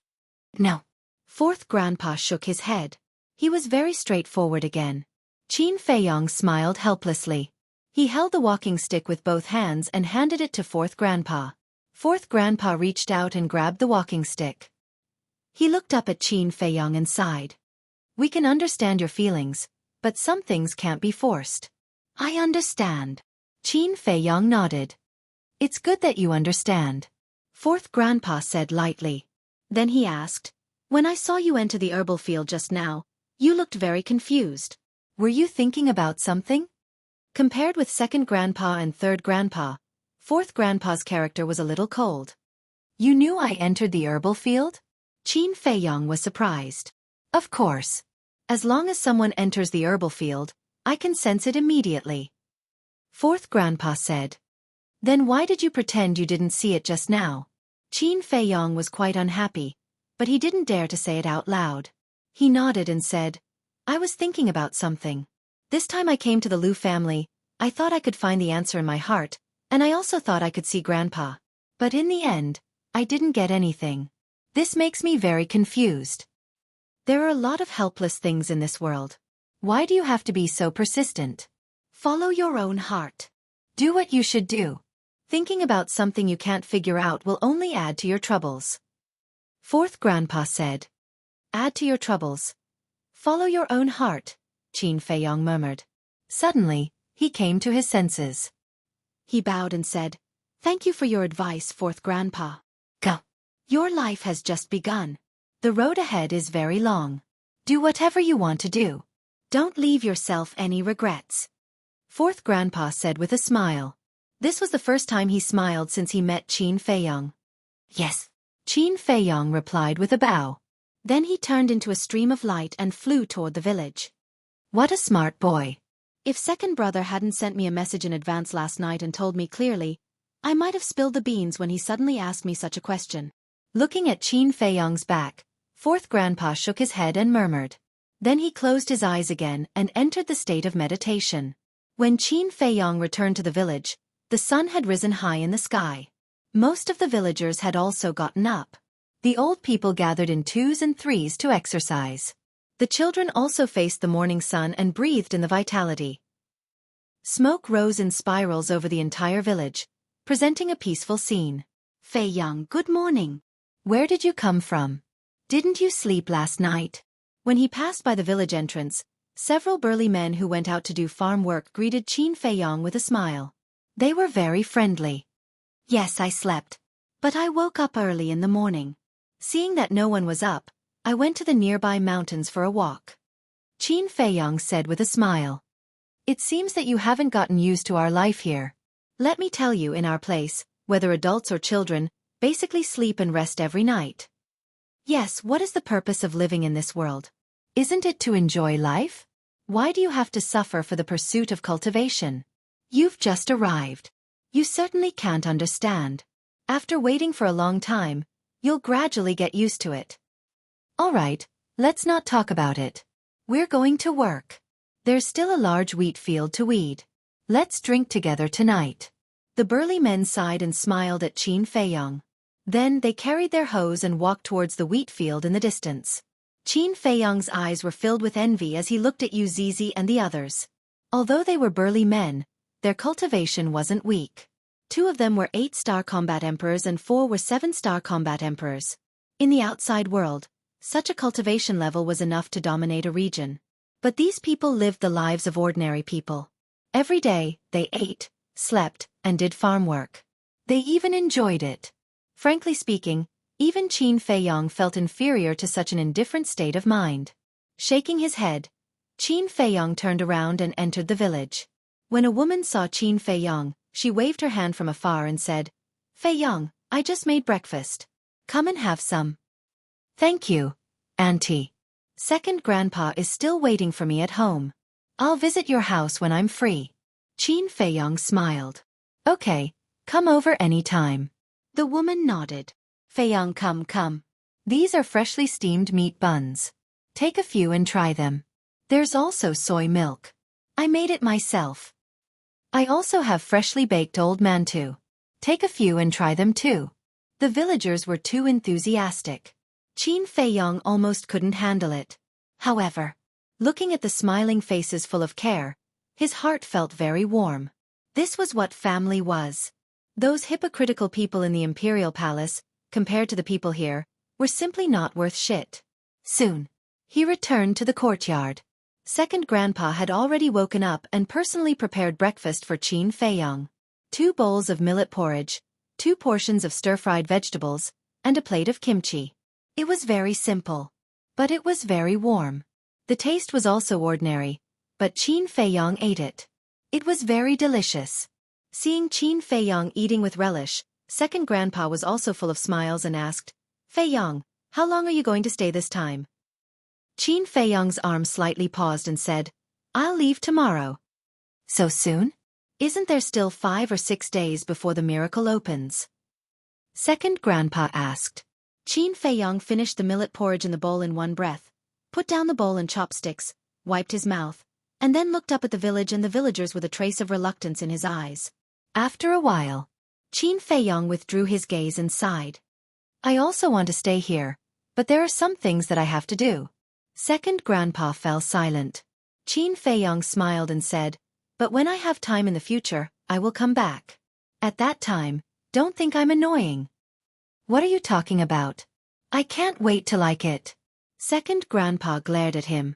Qin Feiyong grinned, held the empty bowl and said, Is there any more millet porridge? I want to eat more. Yes. I specially prepared a big pot for you. Go and get it yourself. Second grandpa smiled. Okay. Qin Feiyong immediately ran to the kitchen excitedly. What's wrong with this boy? He was still unhappy last night. Why did he become a little different when he went out this morning? Second grandpa looked at Qin Feiyong's back suspiciously. All of a sudden, He shook his head and smiled. What was the point of thinking about this? As long as the boy was happy, it was fine. Happy times always passed quickly. A day passed. At night, Qin Feiyang chatted with second grandpa for a long time. And after being enlightened by fourth grandpa, he slept soundly that night. And he also had a good dream. In the dream, his mother also came to the village, and everyone gathered together. When he woke up the next day, he felt unprecedentedly comfortable.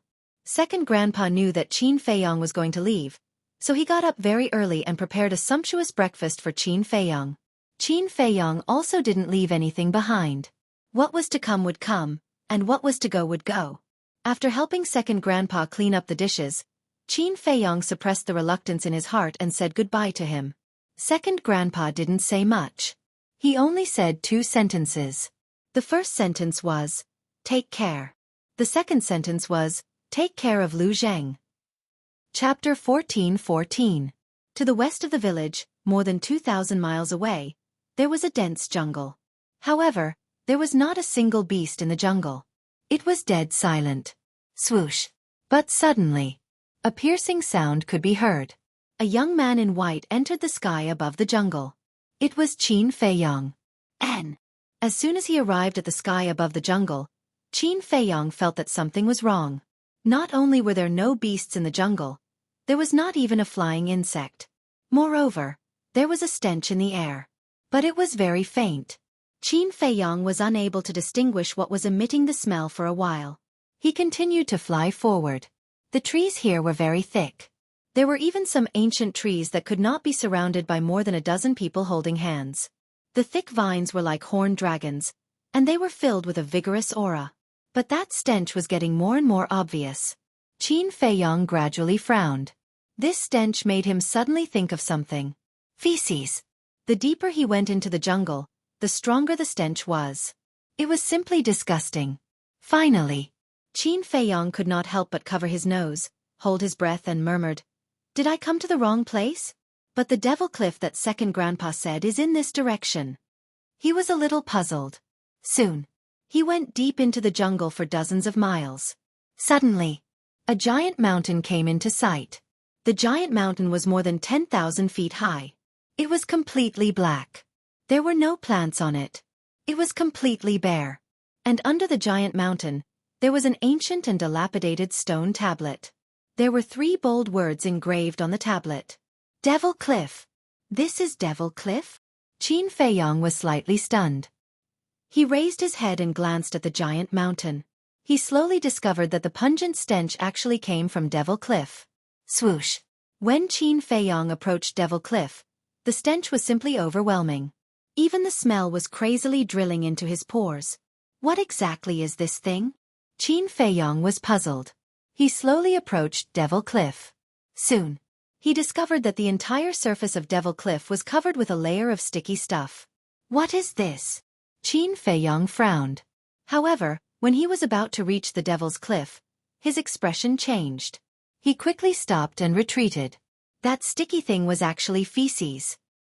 He stood in the distance and looked at the Devil's Cliff, the corners of his mouth twitching. So this was Devil's Cliff. It was no wonder that Lu Zhang and the children in the village changed their expressions when they heard about Devil's Cliff. Only a ghost would want to come to such a place. Second cousin, where are you? Come out, we're leaving. Qin Feiyang shouted, not daring to get any closer. Bastard! Immediately, a furious roar exploded halfway up the Devil Mountain, like rolling thunder, resounding through the sky. Following closely, he then saw Lu Zhang flying through the air in an aggressive manner. When Qin Feiyang saw that the situation was not good, he quickly turned around and fled. Qin Feiyang, I'm not done with you today. Lu Zhang stared at Qin Feiyang's back, gnashing his teeth. He looked as if he wanted to skin Qin Feiyang alive. Second cousin, let's talk nicely. Qin Feiyang said. Lu Zhang shouted, there's nothing to talk about, unless you go to Devil's Cliff and stay there for 2 days.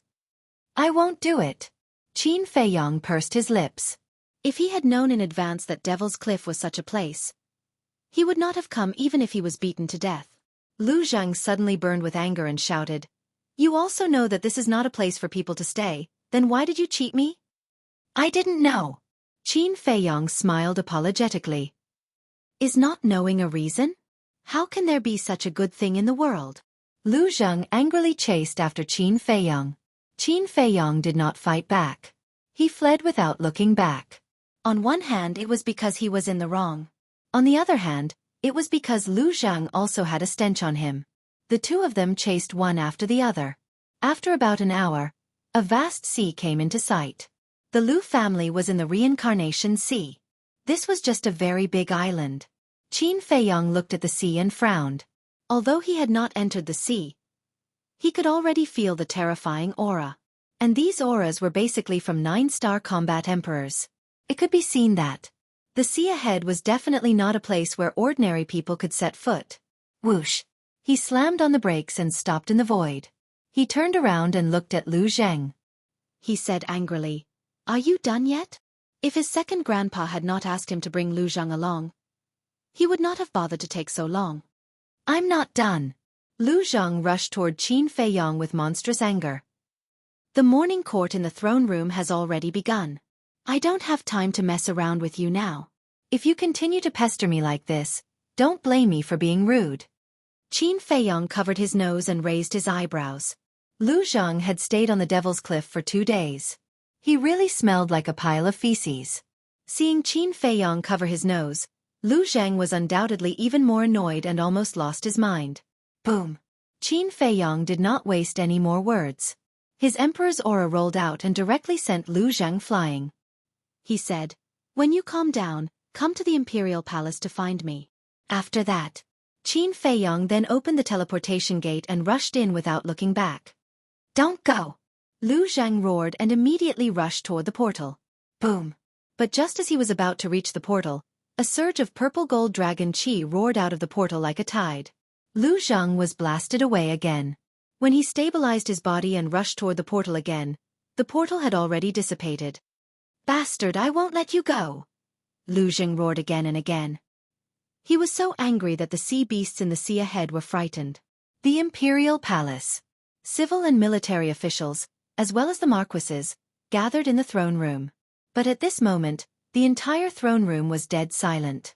The ministers standing in the main hall all lowered their heads and seemed to be deep in thought. Above, the little prince, wearing a dragon robe and a dragon crown, sat on the dragon throne. Although he had just succeeded the throne a few days ago, he already had the temperament of an emperor and was much more mature than before. Next to him, the imperial preceptor stood upright with his hands behind his back, glancing at the people below with sharp eyes. However, at this time, the most eye-catching person was a young man in purple. He stood in front of the ministers, his body straight and his eyes straight, exuding a threatening aura. That's right. He was Zhuge Mingyang. The imperial preceptor raised his eyebrows, looked at everyone and shouted, "Why are you all so silent? Zhuge Mingyang is the only son of the Marquis of Zhuge. Is there a problem with him inheriting the position of Marquis?" Civil and military officials, the various marquises, you look at me, I look at you, none of them daring to be the first to stand out and express their stance. Suddenly, Marquis Xiao took a step forward, looked at the imperial preceptor and said, "The Zhuge family has been killed by Qin Feiyong, and only Zhuge Mingyang is left. There is naturally no problem for him to inherit the position of Marquis, but I would like to ask the imperial preceptor, does Emperor Hong agree to this? Such an important matter. How dare this imperial preceptor make his own decision? Of course, with the consent of Emperor Hong." The imperial preceptor said expressionlessly, but there was a hint of killing intent hidden in his old eyes. Marquis Xiao said, "Since Emperor Hong has already agreed, then as subjects, we naturally do not dare to have any objections." With that, he retreated. "All right. Marquis Xiao has already agreed. What about you?" The imperial preceptor looked at the others. Marquis Xiao raised his eyebrows, extended his hand and said, "Lord Imperial Preceptor, let me correct you. I only said that I have no objections. I did not say that I agree." "Old thing, you're courting death." Zhuge Mingyang raised his eyebrows, turned his head to look at Marquis Xiao, and a trace of killing intent lurked in his eyes. The imperial preceptor also flew into a rage out of humiliation. He stared at Marquis Xiao and said, "What do you mean?" Marquis Xiao glanced at Zhuge Mingyang, then raised his head to look at the imperial preceptor, and said indifferently, Marquis Wu inheriting the throne is not a child's play. Can't I reserve my opinion? Yes, of course. The imperial preceptor nodded and smiled, but his smile was very terrifying. The threat in his eyes was no longer concealed. The officials were terrified. However, Marquis Xiao turned a blind eye to it and said indifferently, Zhuge Mingyang's talent is obvious to all, but as a martial marquis, what you need is not only talent, but also loyalty. At this point, Marquis Xiao's gaze turned, looked at Zhuge Mingyang, and said, Zhuge Mingyang, tell this marquis, are you loyal to the great Qin? The imperial preceptor's face darkened. Zhuge Mingyang couldn't help but clench his fists tightly. If you are truly loyal to the great Qin, then swear in front of us right now, in the name of your Zhuge family's ancestors, that you will forever be loyal to the great Qin. If you betray us, then the heavens and earth will destroy you. Do you dare? Marquis Xiao shouted with a stern expression. Zhuge Mingyang's gaze trembled. Could it be that this Marquis Xiao knew something? Marquis Xiao, your words are a bit too much. Zhuge Mingyang is a subject of my great Qin. How is he not loyal? Suddenly, a martial marquis looked at Marquis Xiao with dissatisfaction. This person was Marquis Qian Wu. Marquis Xiao said, I only want him to swear an oath. What's so difficult about that? Marquis Qian Wu said, there's no problem with swearing an oath, but I just feel that your attitude is too aggressive, and I feel that you are targeting Zhuge Mingyang. I think so too. Marquis Xiao, do you have any enmity with Zhuge Mingyang? Why are you targeting him like this? Another martial marquis stood up to speak up for Zhuge Mingyang. This person was Marquis Yan Wu. Marquis Xiao frowned. Marquis Yan Wu glanced at him indifferently, and said, actually, there's not much meaning in swearing an oath. I only want to say one thing, as long as you have a clear conscience. With that, he raised his head to look at the imperial tutor and the little prince and bowed. Imperial tutor, your majesty, this subject agrees that Zhuge Mingyang should inherit the title of Marquis of Zhuge. This subject also agrees. Marquis Qian Wu followed. This subject agrees as well. Another 3 martial marquis stepped out in unison and said to the imperial tutor and the little prince. These 3 people were the Marquis of Qi Wu, Marquis Mo Wu and Marquis Gu Wu who had been bribed by the imperial tutor. The imperial tutor nodded his head in satisfaction and looked at the others. Who else has any objections? If not, this imperial tutor will announce it. As he spoke, he took out an imperial edict. Marquis Xiao looked at the other marquis and ministers, his brows tightly knitted together. The marquis and ministers all expressed their opinions one after another, and in the end, none of them objected. Qin Feiyang, hurry up and show yourself. Otherwise, no one will be able to stop the imperial tutor. Marquis Xiao muttered to himself. The imperial tutor coldly glanced at Marquis Xiao, waved his hand, and opened the imperial edict. All the civil and military officials immediately knelt on the ground, including the Marquis of Xiao. When the imperial edict was read, no matter who it was, they had to kneel down and listen. This was a rule that had been left behind since ancient times, and even a martial marquis could not violate it. However, just as the imperial tutor was about to read the imperial edict, a man in white suddenly descended in front of the door of the throne room. Who else could it be but Qin Feiyang? Looking at the imperial tutor who was about to read the imperial edict, Qin Feiyang heaved a sigh of relief. Fortunately, he had arrived in time. Following that, he sneered, strode into the throne room and said, Zhuge Mingyang inherits the throne. Have you asked for my opinion, Qin Feiyang? Qin Feiyang. Chapter 14-15. Qin Feiyang. Why is he here? At the same time, there was an uproar in the throne room. All the marquises and ministers looked at Qin Feiyang in surprise. Zhuge Mingyang, the state preceptor, and the young prince also looked at Qin Feiyang with hatred in their eyes. The young prince suddenly shouted, outsiders are not allowed to enter the throne room during the morning court. Stop him. The Kirin army guarding the throne room didn't dare to stop Qin Feiyang, but after hearing the young prince's order, they could only brace themselves to stop Qin Feiyang. Qin Feiyang looked at the little prince. The hatred in his eyes was clearly visible. Hating me is the right thing to do. Because only hatred can make you grow quickly. Qin Feiyang murmured. Looking at the Kirin army in front of him, he lightly said, get out of the way. This is His Majesty White Sky's decree. We have to do it. Don't make things difficult for us, okay? The Kirin army looked at Qin Feiyong pleadingly. Qin Feiyong glanced at them one by one and nodded. Okay, I won't make things difficult for you. The Kirin army sighed in relief. However, right at the moment when they thought that Qin Feiyong would retreat, Qin Feiyong suddenly waved his hand. A strong wind rose, and they were immediately blown away. Impudent! A Kirin army shouted angrily. Are you stupid? He already showed mercy. Why are you still shouting? If it weren't for the fact that we're commanders, we would have already gone to hell. Shut up. Anyway, we've already stopped him. It's not disobeying His Majesty White Sky's order. What happens next has nothing to do with us. The other members of the Qilin army immediately shouted at that person. Inside the hall, Qin Feiyong stepped in front of the ministers and stood next to Zhuge Mingyang. He cupped his hands and said, This commoner Qin Feiyong greets His Majesty White Sky. I don't want to see you. Get out of here at once. The young prince stood up and shouted. Qin Feiyong said indifferently, After I've finished dealing with the matters here, this commoner will naturally leave without the need for your majesty to say anything. In addition, you are now the ruler of a country, so you must pay attention to your image. Try not to do something like yelling and shouting in the imperial court again. The little prince angrily stared at Qin Feiyong. In the end, he coldly snorted, clenched his two small hands, and returned to the dragon throne. Qin Feiyong, although you and His Majesty White Sky are brothers, you've already been expelled from the imperial palace. Please leave immediately. Marquis Qianwu's eyes flashed as he stood up and shouted at Qin Feiyong. He would never forget the death of his son. In the past, because he was afraid of Qin Feiyong, he did not dare to say a word.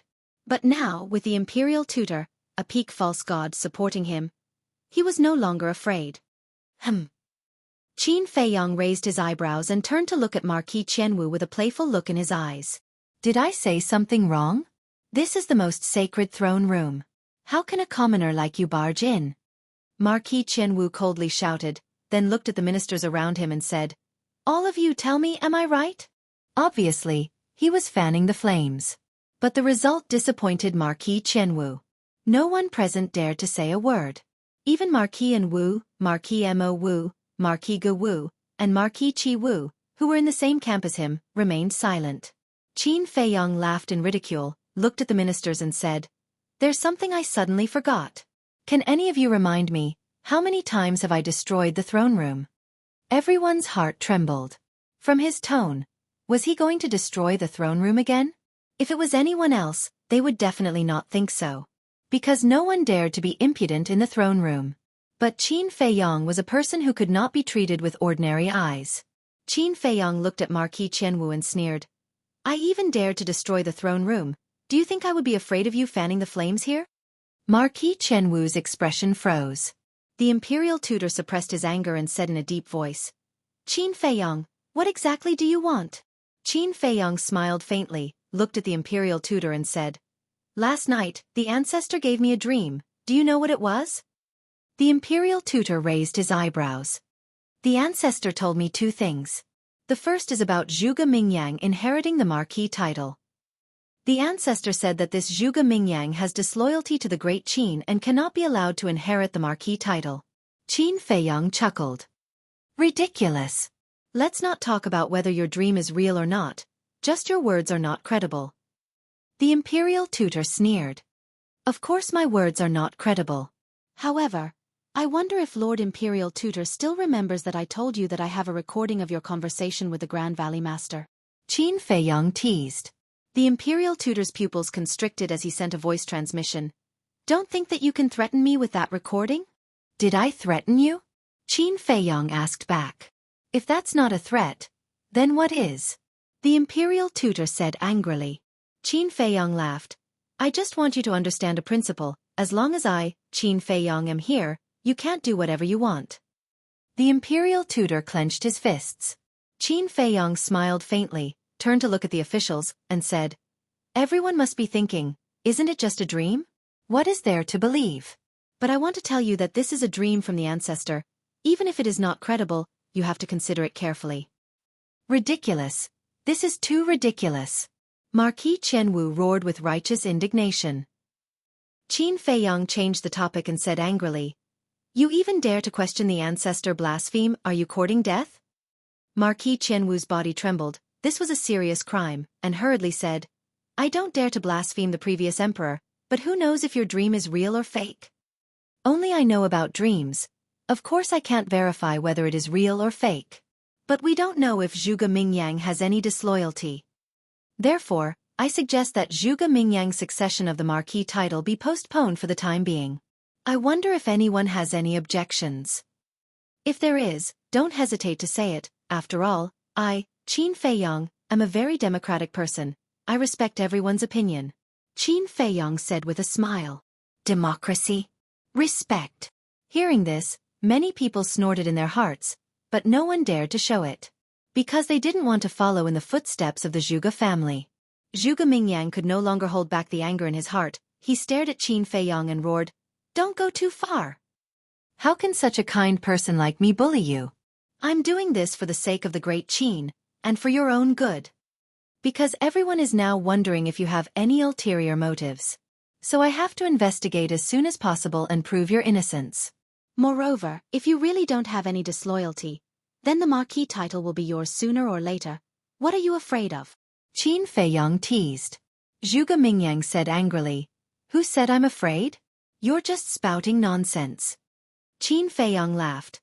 There's a good saying, if you don't do anything wrong, you won't be afraid of ghosts knocking on your door. Since you're not afraid, then cooperate with my investigation. Don't try to twist words. Who do you think you are? Why should I cooperate with you? Zhuge Mingyang was unable to restrain his anger. Seeing that the situation was not good, the state preceptor shouted, Shut up! Zhuge Mingyang was not convinced. He looked at the state preceptor and said angrily, Lord State Preceptor, this is the throne room, you're just going to let him mess around like this? Stupid. Can't you see that Qin Feiyong is setting a trap for you? He wants to provoke you on purpose, make you lose your mind and say those things you shouldn't say, understand? The state preceptor shouted. Hearing this, Zhuge Mingyang's eyes trembled slightly. He looked at Qin Feiyong gloomily and said, I, Zhuge Mingyang, have a clear conscience, you can say whatever you want. Qin Feiyong glanced at the state preceptor. As expected, the older the ginger, the spicier it was. He had seen through his scheme so quickly and woke up Zhuge Mingyang. Qin Feiyong looked at the civil and military officials and said impatiently, All of you, say something. I propose to postpone Zhuge Mingyang's succession as the martial marquis. Do you have any objections? Marquis Xiao's eyes flashed and said, This marquis agrees to postpone it. Heard of it? The state preceptor and Zhuge Mingyang immediately looked at Marquis Xiao, the killing intent in their hearts unprecedentedly strong. Marquis Qianwu raised his eyebrows and said angrily, Marquis Xiao, what do you mean? Could it be that you have already been bribed by Qin Feiyong? Impudent. Is this something a marquis dares to say? Marquis Xiao glared at Marquis Qianwu. Marquis Qianwu said indifferently, This marquis is only voicing the doubts in my heart. What a joke. Before Qin Feiyong appeared, this marquis had already said that Zhuge Mingyang had ulterior motives, so this marquis only agreed with his own point of view, and has nothing to do with Qin Feiyong. If you continue to spread rumors that this marquis is colluding with Qin Feiyong, then this marquis has reason to suspect that you are the same as Zhuge Mingyang, and also have ulterior motives towards the great Qin. Marquis Xiao said. You. Marquis Qianwu was so angry that he was actually bitten back. All right, the two of you stop arguing. Since everyone can't agree on this matter, then let's discuss it later. Let me first talk about the second dream that the ancestor gave me. Qin Feiyong said. Everyone couldn't help but frown. What kind of trick was this kid playing now? Especially the state preceptor at this moment. There was an indescribable sense of irritation in his heart. Qin Feiyong laughed. This second dream is related to some martial marquis. The various martial marquis immediately became nervous. The ancestor told me that recently, there have been some martial marquis who have been very dishonest. They are clearly taking our great Qin's salary, but they colluded with some old bastard and colluded with him. Qin Feiyong swept his gaze across the group of martial marquis with a playful expression.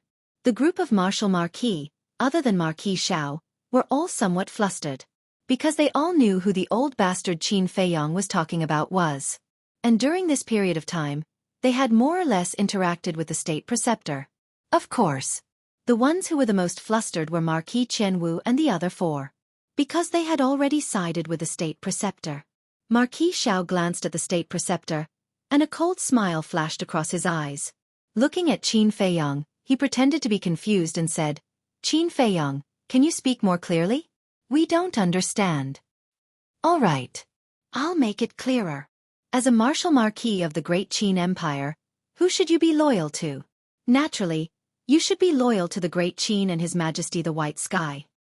But some people have made the wrong choice and pledged their loyalty to an old bastard. Marquis Qianwu, Marquis Anwu, Marquis Mou, Marquis Chiwu, Marquis Gawu. The five of you are the most senior marquis in my great Qin. Why don't you answer me? How should I deal with such a marquis?" Chapter 14:16. Marquis Qianwu and the other four who were called out immediately panicked. "What are you panicking for? Could it be that the ancestors' dream is true, and those dishonest martial marquis are you?"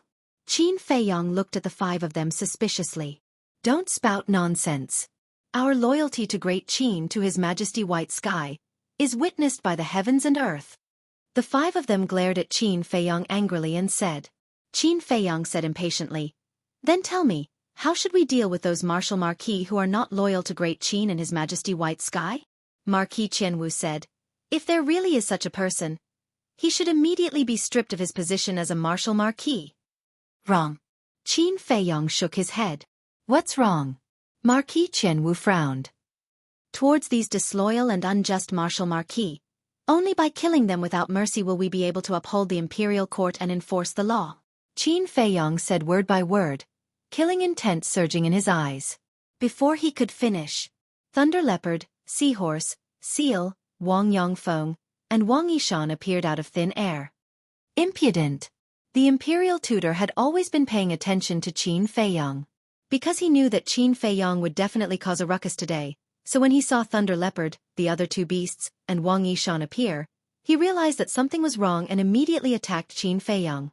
Qin Feiyang ignored him, pointed at Marquis Qianwu and the other four and shouted, "Kill them all! Old thing, this emperor has long disliked you, die!"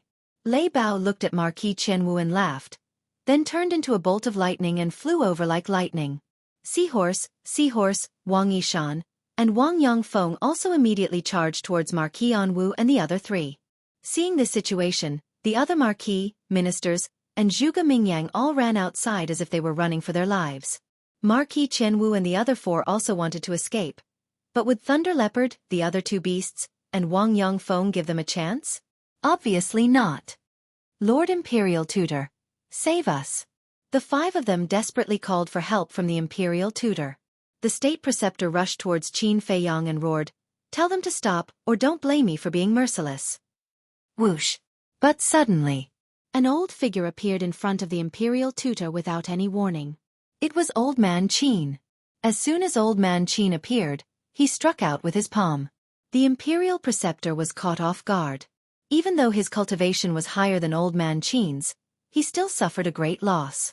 His entire body was sent flying and crashed into the wall beside the dragon throne. With a loud bang, a large hole was instantly created in the wall. Ah! Meanwhile, under the thunderous attacks of the Thunder Leopard, and Wang Yongfeng, Marquis Qianwu's group of five died on the spot without any suspense. Dead. It's not enough to kill Zhuge Wu Ho, he actually killed another five martial marquis. Too presumptuous. Is there no one who can control him? The marquises, ministers, Kirin army, and Zhuge Mingyang standing outside were all dumbfounded. This bastard had no regard for the law. One had to know that this was still in the throne room. Done. Thunder Leopard, and Wang Yongfeng returned to Qin Feiyang's side and laughed. Well done. Qin Feiyang nodded. Old Man Qin also retreated to Qin Feiyang's side and said in a low voice, "Killing Qianwu Marquis and the others in front of him, the Imperial Preceptor will definitely go crazy." Sure enough, it was as expected. Just as Old Man Qin finished speaking, the Imperial Preceptor's angry roar sounded out. "Qin Feiyang, even if you want to release that video, this Imperial Preceptor will not let you off today." Boom! A terrifying divine might erupted, causing the entire throne room to shake violently and immediately begin to collapse. Whiz! Following closely, The Imperial Preceptor rushed out of the hole like a crazed beast, charging towards Qin Feiyong's group. "Quick!" Old Man Qin urged. At this moment, the Imperial Preceptor gave off a great sense of fear. Qin Feiyong did not dare to hesitate and immediately prepared to bring everyone into the castle. But at this moment, his expression changed drastically, because he suddenly realized that the little prince was still sitting on the dragon throne. Moreover, the roof of the hall had already collapsed, and a huge beam was smashing towards the little prince. The little prince had just started cultivating, and with his weak body, if he was hit, there was no doubt that his blood would splatter on the spot. However, the furious Imperial Preceptor was completely unaware of the little prince's current danger. Of course, with the Imperial Preceptor's current state, even if he saw the little prince's situation, he might not necessarily care. Qin Feiyong waved his hand and sent Thunder Leopard, and Wang Yongfeng to the ancient tower. Then he rushed towards the little prince like lightning and roared, "Old Man Qin, stop him!"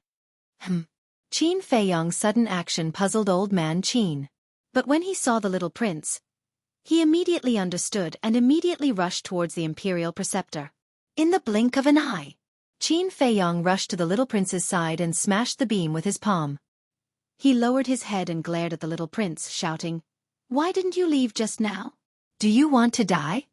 The little prince did not say a word and only looked at him coldly. Qin Feiyong could not help but feel helpless. He picked up the little prince and turned into a ray of light. He smashed the roof of the hall with his fist and rushed up into the sky. Boom!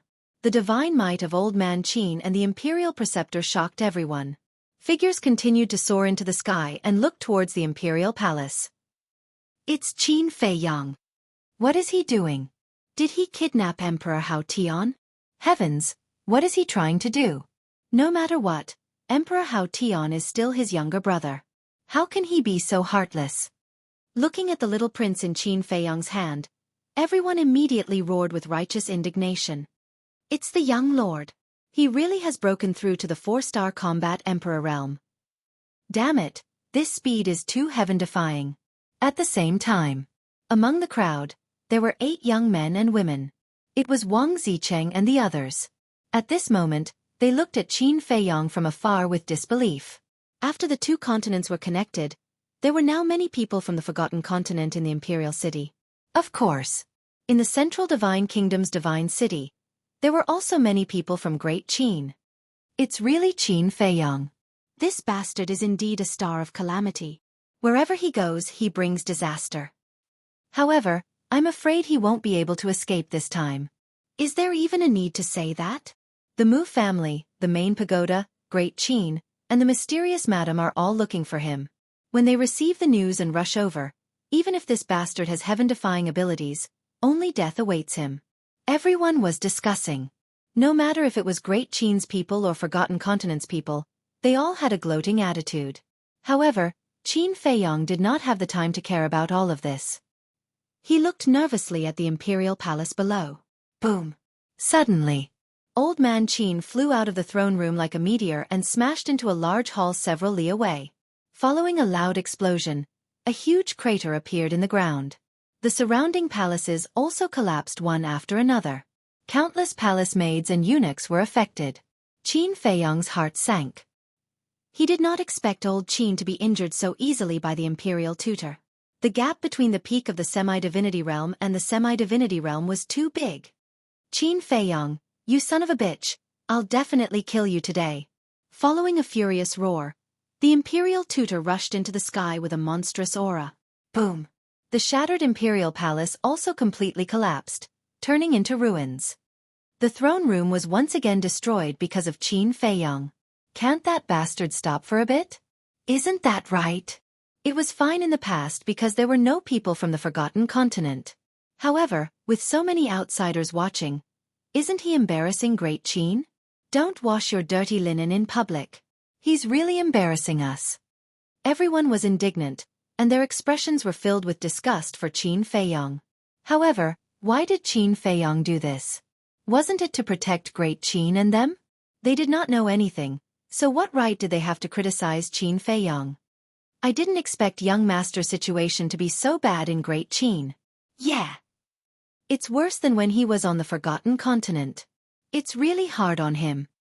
He has to protect Great Qin while being cursed by Great Qin's people. If it were me, I would have already turned on him. However, he silently endured it. Who can understand the pain in his heart? Wang Zicheng and the others could not help but sigh inwardly. Although they did not know the real situation, based on their understanding of Qin Feiyang, it was not difficult to guess that Qin Feiyang did this for the sake of Great Qin. Qin Feiyang. The imperial tutor flew into the sky and charged towards Qin Feiyang immediately. The killing intent in his eyes was undisguised. Feiyang, run! Old Qin rushed out of the deep crater. Seeing the situation, his expression changed and he anxiously roared. Qin Feiyang glanced at old Qin and smiled coldly at the imperial tutor. He was about to put down the little prince and enter the ancient castle. However, at this moment, a strong sense of danger rose in his heart. Immediately after, he felt a tearing pain in his lower abdomen. He lowered his head and saw that a dagger had appeared in the little prince's hand at some point in time. The dagger was very short, only about half a foot long. It was like a toy knife, but it was very sharp. The tip of the dagger had already pierced through Qin Feiyang's lower abdomen. Qin Feiyang immediately frowned. He raised his other arm and snatched the dagger from the little prince's hand. Although the little prince's actions were unexpected, the dagger did not pierce through his qi. However, Qin Feiyang's expression darkened. He lowered his head to look at the little prince. The little prince also raised his head and looked at Qin Feiyang. There was no fear on his tender little face. The imperial tutor, old Qin, and the surrounding civil and military officials were stunned on the spot when they saw this scene. They didn't expect that the little prince would attack Qin Feiyang. But then, everyone couldn't help but become nervous. Because they all knew Qin Feiyang too well. If people don't offend me, I won't offend them. For Qin Feiyang, anyone who wanted to harm him, he would not let them go. The first prince and the others in the past were the best examples. Feiyang, don't be impulsive, old Qin murmured. His palms were sweating. He was afraid that Qin Feiyang's slap would end the little prince's life. After the imperial tutor came back to his senses, his eyes flickered. Qin Feiyang, stop. Suddenly, Emperor Hong's voice came from afar. Emperor Hong was like a bolt of lightning, tearing through the sky. In less than 3 breaths, he had arrived in front of Qin Feiyang. But Qin Feiyang ignored him. He lowered his head and stared at the little prince with a cold light in his eyes. Emperor Hong was also extremely nervous. He is your younger brother after all, and he is young and ignorant. Why do you have to bother with him? Let him go. Take it as great-grandfather begging you. Great-grandfather? Chapter 14:17. It could be said. Qin Feiyang did not hold back when he said those words. In front of so many people, being ridiculed like this in front of everyone, Emperor Hong also had a face full of shame, unable to show his face. What is it? Nothing to say? Qin Feiyang sneered. Emperor Hong said, "This old man doesn't care what you say, as long as you can let Hao Tian go." You care about him that much? Qin Feiyang was startled, then grinned and said, "Then do you know that what I like to do the most is to destroy the things that others care about the most?" You dare.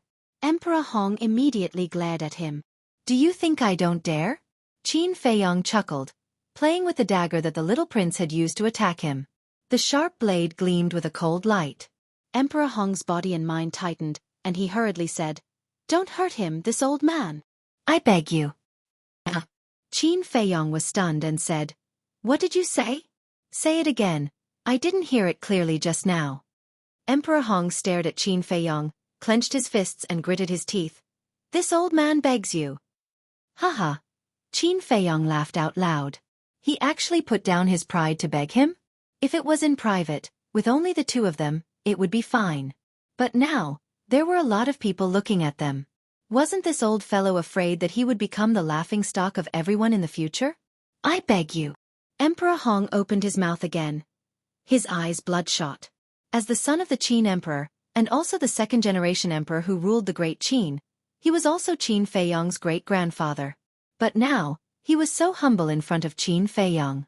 It could be imagined that he did not feel good in his heart. But at this moment, he had no choice but to endure it.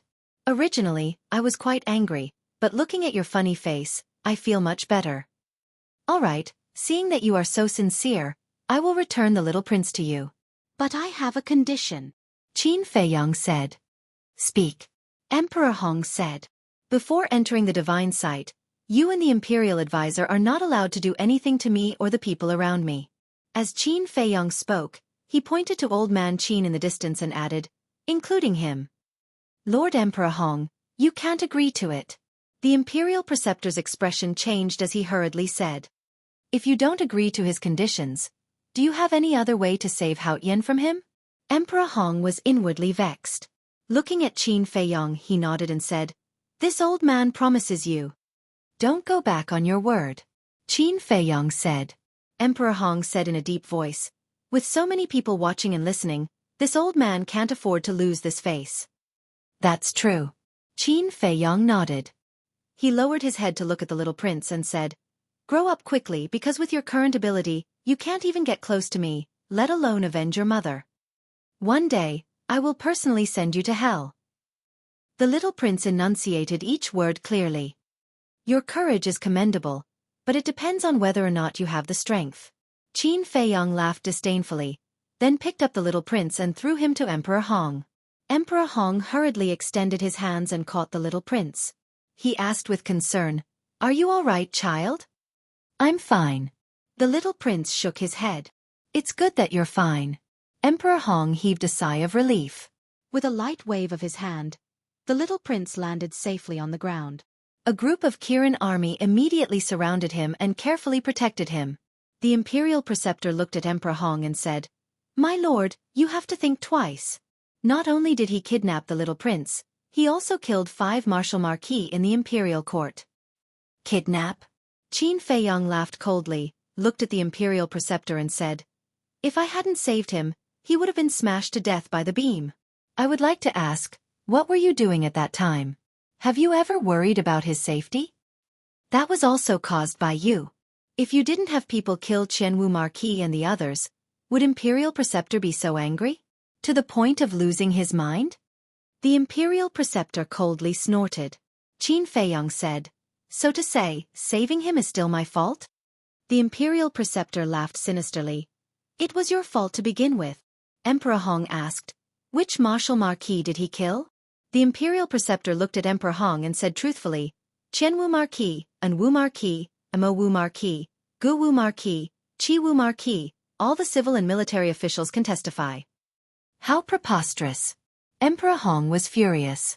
With a wave of his hand, a vast and mighty pressure surged out and enveloped Qin Feiyang in an instant. Old man Qin's expression changed as he roared, Emperor Hong, you are the son of the previous emperor. Just now, you personally agreed to Qin Feiyang's conditions. I hope you can take care of your face and be a man of your word. You've already made this old man lose all his face. Would this old man still care? Moreover, this boy held the Son of Heaven hostage, killed loyal people, and committed all kinds of evil. If this old man continues to ignore it, how will the world talk about this old man behind his back? They will definitely say that this old man cares about family ties, bends the law for personal gain, and covers up and connives at Qin Feiyang. This crime is even greater. This old man doesn't want to be a sinner for all eternity. Therefore, this old man will place righteousness before family today and get rid of this malignant tumor, returning peace to great Qin.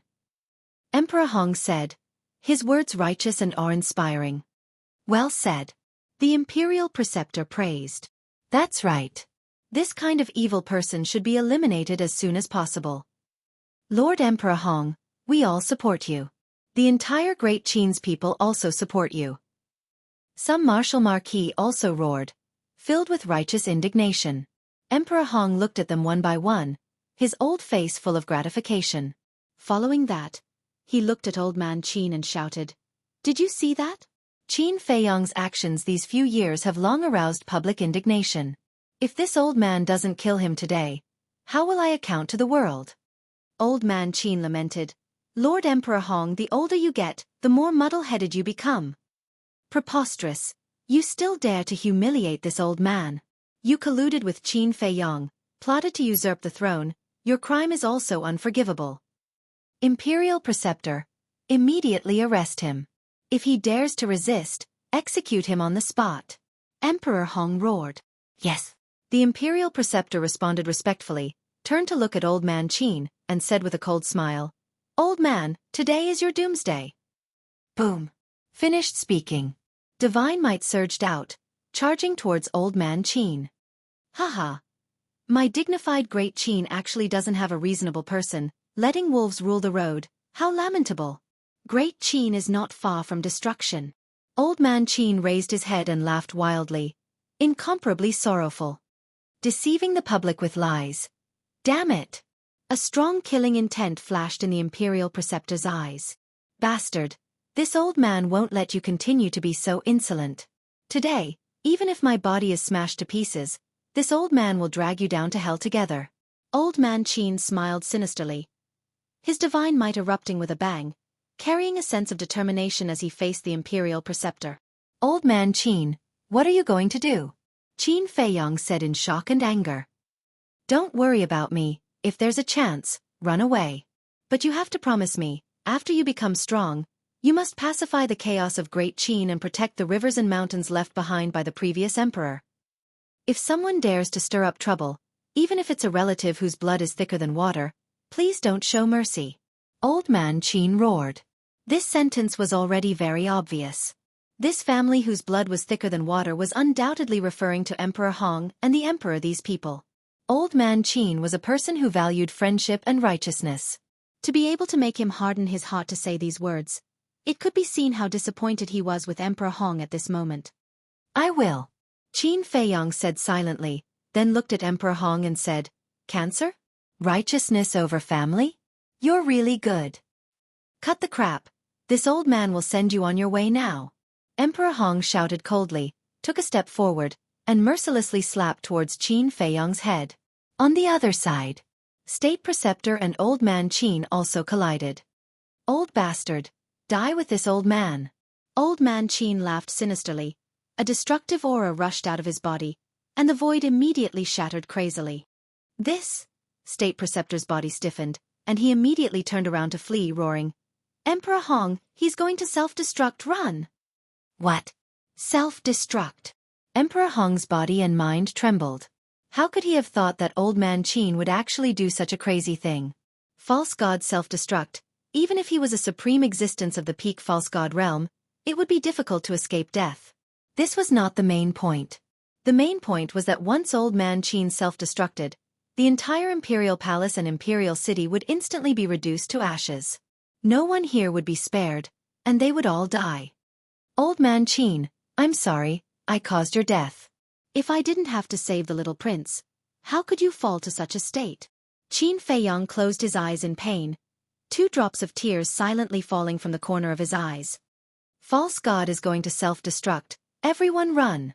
At the same time, whether it was the Imperial Palace, the temple or the major cities, they were all in a panic at this moment. Everyone scrambled to open the teleportation gate and escape. False god self-destruct? Damn it, this is a bit too much. Wang Zicheng's group of 8 also fled at the sight of the wind. Never would they have thought that the situation would become so serious. Humph.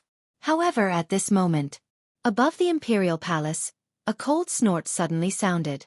As the people fled, they hurriedly glanced around and found that it was a mysterious man in white. His figure was tall and imposing, and his entire body exuded an astonishing aura. It was not difficult to determine that he should be a young man. However, he wore a white mask on his face, covering his true appearance. No one knew who he was. However, sensing this person's aura, Qin Feiyong immediately became spirited, and transmitted, Old Man Qin, there is a turning point, don't self-destruct. However, Old Man Qin turned a deaf ear. Qin Feiyong anxiously shouted, If you self-destruct now, you may not be able to kill the Imperial Advisor. Don't die in vain. You are a loyal person of my great Qin. I don't want you to die, and I don't want you to lose your life for a damn old bastard. It's not worth it. Old Man Qin's body trembled slightly, and suddenly woke up. He quickly stopped self-destructing, and that destructive aura also retreated like a tide. And stopped self-destructing. Everyone was surprised. The Imperial Advisor also stopped and looked at Old Man Qin suspiciously. Emperor Hong's brows also tightened. But the next moment, Everyone raised their heads in unison and looked at the masked man in white. As soon as this person appeared, Old Man Qin stopped self-destructing. It was enough to see that this person was definitely related to Qin Feiyong, and might even be the reinforcements that Qin Feiyong had found. It's really a false alarm. If Old Man Qin really self-destructed, not to mention the Imperial Advisor and Emperor Hong, people like us will definitely die. Yeah. Although I haven't seen a fake god self-destruct with my own eyes, I can imagine how scared it is. Wang Zicheng's group of 8 also heaved a sigh of relief. Their clothes were soaked in cold sweat. This was too crazy. Chapter 14:18. The white-clothed man stood proudly in the air, his body as straight as an iron pine, his thick black hair fluttering in the wind, his clothes fluttering. He was like a god descending to the world. His eyes filled with a hint of arrogance that looked down on all living things. Swish! Under everyone's gazes, he took a step forward and landed beside Qin Feiyong, looking at the Imperial tutor opposite him. Qin Feiyong sent a sound transmission. Big cousin, aren't you consolidating your realm? Why are you here? That's right. This person was the Lu family's monstrous genius, Lu Jijin. Although Lu Jijin was wearing a mask, his voice did not change at all. Therefore, Qin Feiyong recognized him at once. Not long after you left, Second Grandpa sent me a message, saying that you would definitely cause a ruckus in the Imperial Palace. He was afraid that something would happen to you, so he asked me to come and help you. Fortunately, I came in time, otherwise, my great Qin would have lost a loyal person. Lu Jijin thought. Qin Feiyong smiled bitterly and sighed. Second Grandpa really knows things like a god.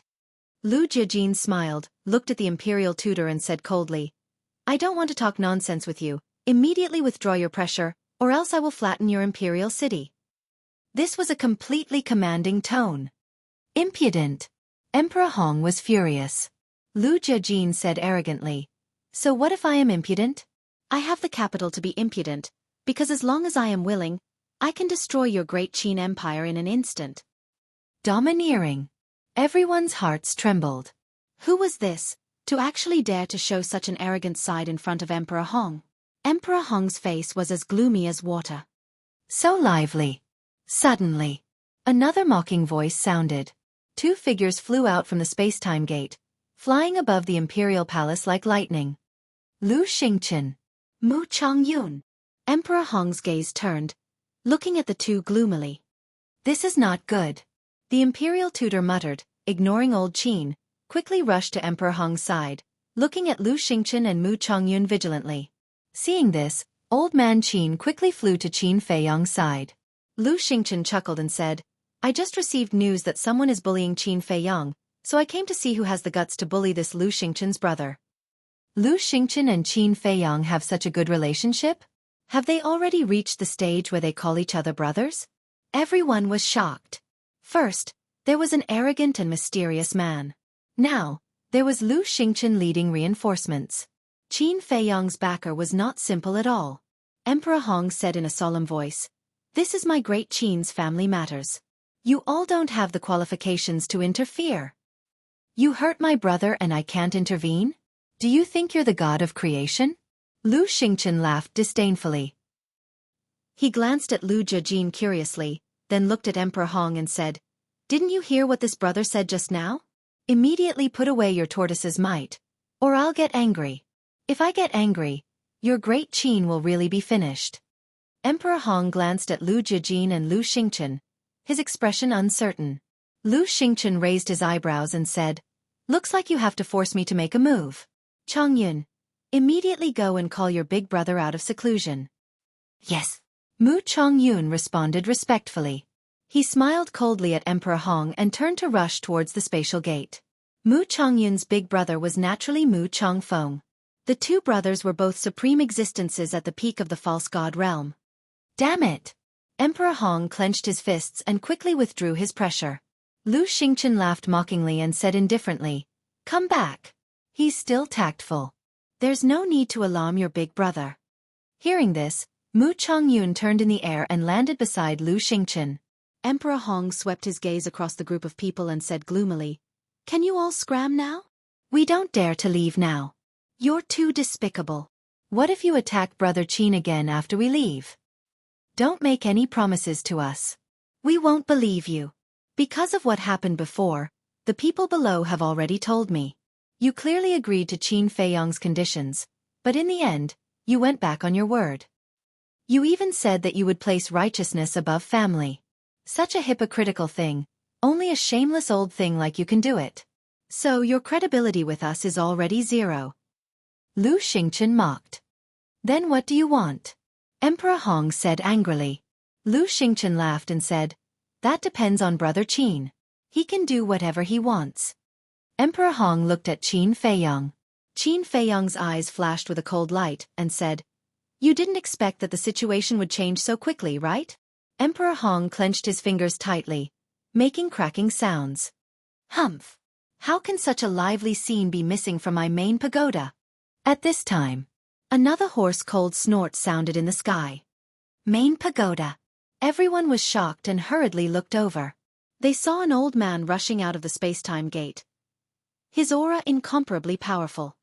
He seems to be called Wang Su, a senior figure of the main pagoda, with an important position. But what is he doing here? Everyone was suspicious. I didn't expect that a mere Qin Feiyong could actually cause such a huge commotion in the Great Qin Empire. Is the Great Qin Empire without the Qin Emperor so weak? After Wang Su appeared, another voice came from the spatial gate. This time, there was a hint of mockery in this voice. This was a woman's voice. The next moment, a woman in white flew out of the space-time gate and entered everyone's line of sight. Who is she? I've never seen her before. The people of Great Qin were shocked. However, the people of Forgotten Continent said, you haven't seen her before, but you must have heard of her name. What name? The people of Great Qin were bewildered. Mysterious Madam. The people of Forgotten Continent said. What? She is the Mysterious Madam? What is she doing here again? Could it be that she's here to settle the score with Qin Feiyong? Wait. The main pagoda and Qin Feiyong also have a deep grudge. Could it be that she's also taking the opportunity to kill Qin Feiyong? Everyone whispered to each other, discussing animatedly. High up in the sky, Wang Su looked at the mysterious madam, a cold light flashing in his eyes. The mysterious madam said, you'd better not look at me like that again, or else I'll dig out your eyeballs and feed them to the dogs. So arrogant. Even the senior figures of the main pagoda are not in their eyes. They are indeed as lawless as the rumors say. People muttered. Humph. Wang Su snorted through his nose, turned around and swooped down, flying towards the place where Qin Feiyong and the others were. The mysterious madam smiled contemptuously and flew down as well. Not good. Last time in the Endless Sea, young master set a trap for the main pagoda and the mysterious madam and stole the god crystal. They definitely won't let this go. Wang Zicheng frowned. That's right. And I also received news that the main pagoda master and the imperial tutor are colluding to kill young master together. The black monkey said in a deep voice. Sigh. Indeed, before the first wave has subsided, another wave has risen.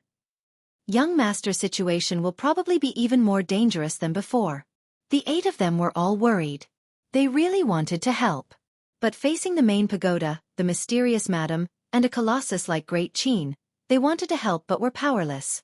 At the same time, seeing the mysterious madam and Wang Su appear one after another, Qin Feiyong's heart sank.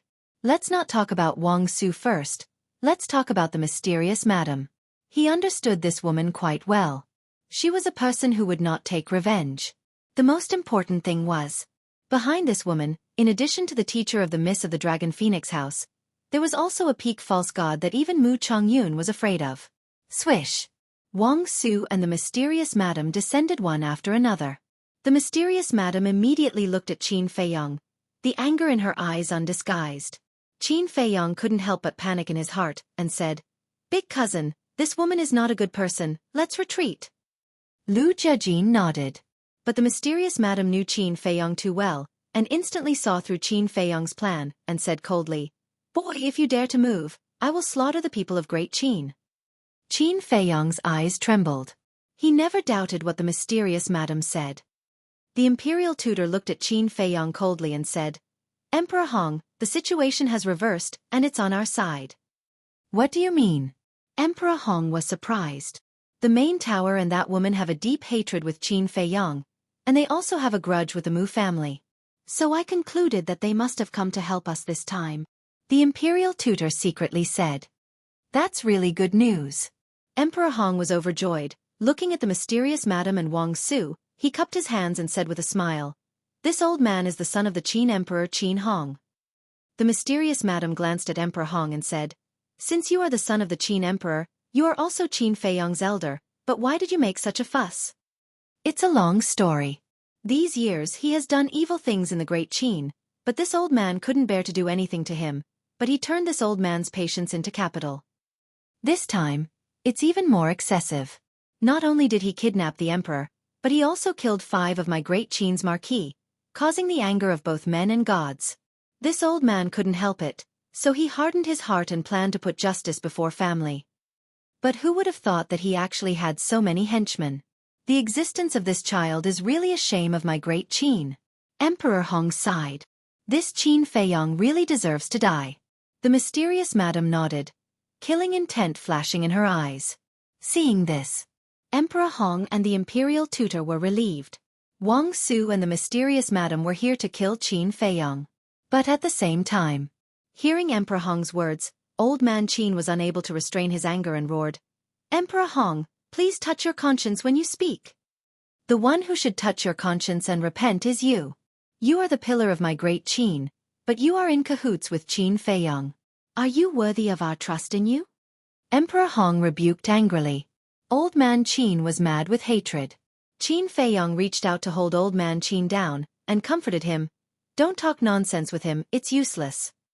The imperial tutor sneered, "Qin Feiyong, you didn't expect that the situation would change so quickly." Qin Feiyong glanced at the imperial tutor, looked at the mysterious madam and Wang Su, and said, "I will find a time to settle the grudges between you and me in the future, but for now, please don't interfere in the matters here." "Who do you think you are? If you tell me not to interfere, I won't interfere?" The mysterious madam sneered. Wang Su did not speak, but his old face was filled with killing intent. Qin Feiyong's face was gloomy. The atmosphere at the scene gradually became solemn. Emperor Hong glanced at the 3 of them, his eyes flashing slightly, and said to the imperial tutor, "How is the strength behind Wang Su and the mysterious madam?" "Very strong. According to my inquiries, there are 3 false gods in the main tower, and the mysterious madam herself is a false god, and there is a peak false god behind her," the imperial tutor said. Emperor Hong thought, "Then with us, we can definitely fight with Qin Feiyong and the others? Yes, this is a once-in-a-lifetime opportunity. And if we kill Qin Feiyong now, we can also snatch the 3 kinds of pill fire from him," the imperial tutor thought, his killing intent rising. Chapter 14:19. Emperor Hong's heart skipped a beat. If he could snatch all 3 types of pill fire from Qin Feiyong's body, then this time Great Qin would have 3,000 people enter the miracle. Thinking of this, Emperor Hong's eyes flashed with killing intent as he shouted, "Do it!" The imperial preceptor had been waiting impatiently for a long time. Hearing Emperor Hong's words, he immediately attacked towards Qin Feiyong. "Really stubborn." Lu Xingchen smiled coldly and waved his hand. Mu Chongyun, who was standing behind him, immediately rushed out and slammed his palm towards the imperial preceptor. Boom! The 2 of them each retreated a few feet, and then took a step into the sky. Without saying a word, they began to fight at the top of the clouds. Emperor Hong looked at Wang Su and the mysterious madam, cupped his hands and said, "The 2 of you, since we are already allies, then I ask the 2 of you to quickly return and invite the experts around you to kill these black sheep." Finished. Emperor Hong waved his hand, and the power of the false god rolled out, carrying a world-destroying aura as it pounced towards Qin Feiyong's group. Lu Jijin's eyes flashed with a sharp light as he shouted, "Old Qin, accept the challenge." Old Qin nodded. Boom! The 2 of them attacked at the same time. 2 waves of false god power emerged, like 2 huge waves, sweeping through the sky and colliding with Emperor Hong's false god power. Puff! Old Qin and Lu Jijin immediately spat out a mouthful of blood, staggered, and kept retreating. Qin Feiyong's heart sank. Lu Jijin had just broken through to the false god realm, so he was definitely not Emperor Hong's opponent. As for old Qin, although he was a veteran false god, compared to Emperor Hong, who was at the peak of the false god realm, He was still far from it. Qin Feiyang looked at Lu Xingchen and said, "It seems that you have to go back and call Mu Changfeng to help." Lu Xingchen glanced at Emperor Hong, then looked up at Mu Changyun and the Imperial Preceptor who were fighting at the top of the clouds. He waved his hand and smiled. "No need." And Qin Feiyang was bewildered. Lu Xingchen said, "Actually, Mu Changfeng has always been by my side. Just now, when I told Mu Changyun to go back and call him, it was purely to tease the Imperial Advisor and Emperor Hong." Ugh! Qin Feiyang was stunned.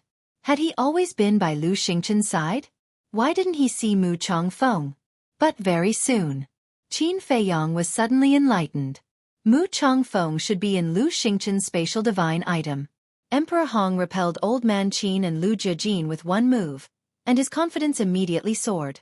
Looking at Qin Feiyang and Lu Xingchen, he said proudly, "As long as I don't give you the chance to call Mu Changfeng over, with this old man's and Imperial Preceptor's abilities, it's enough to kill all of you." Really?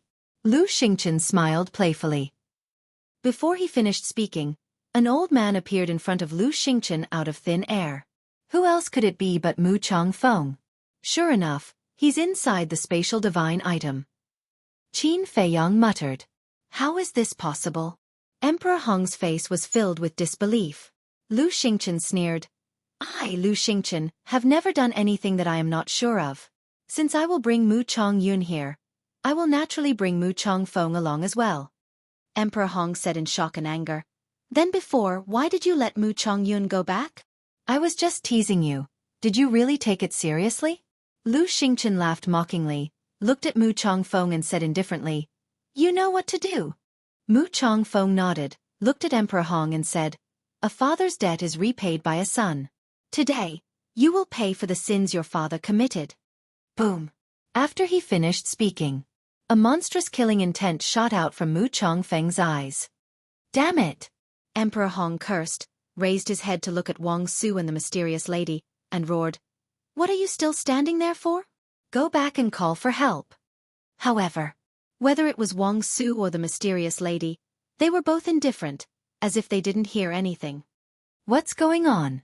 Emperor Hong was bewildered. Qin Feiyang also looked at the two of them suspiciously.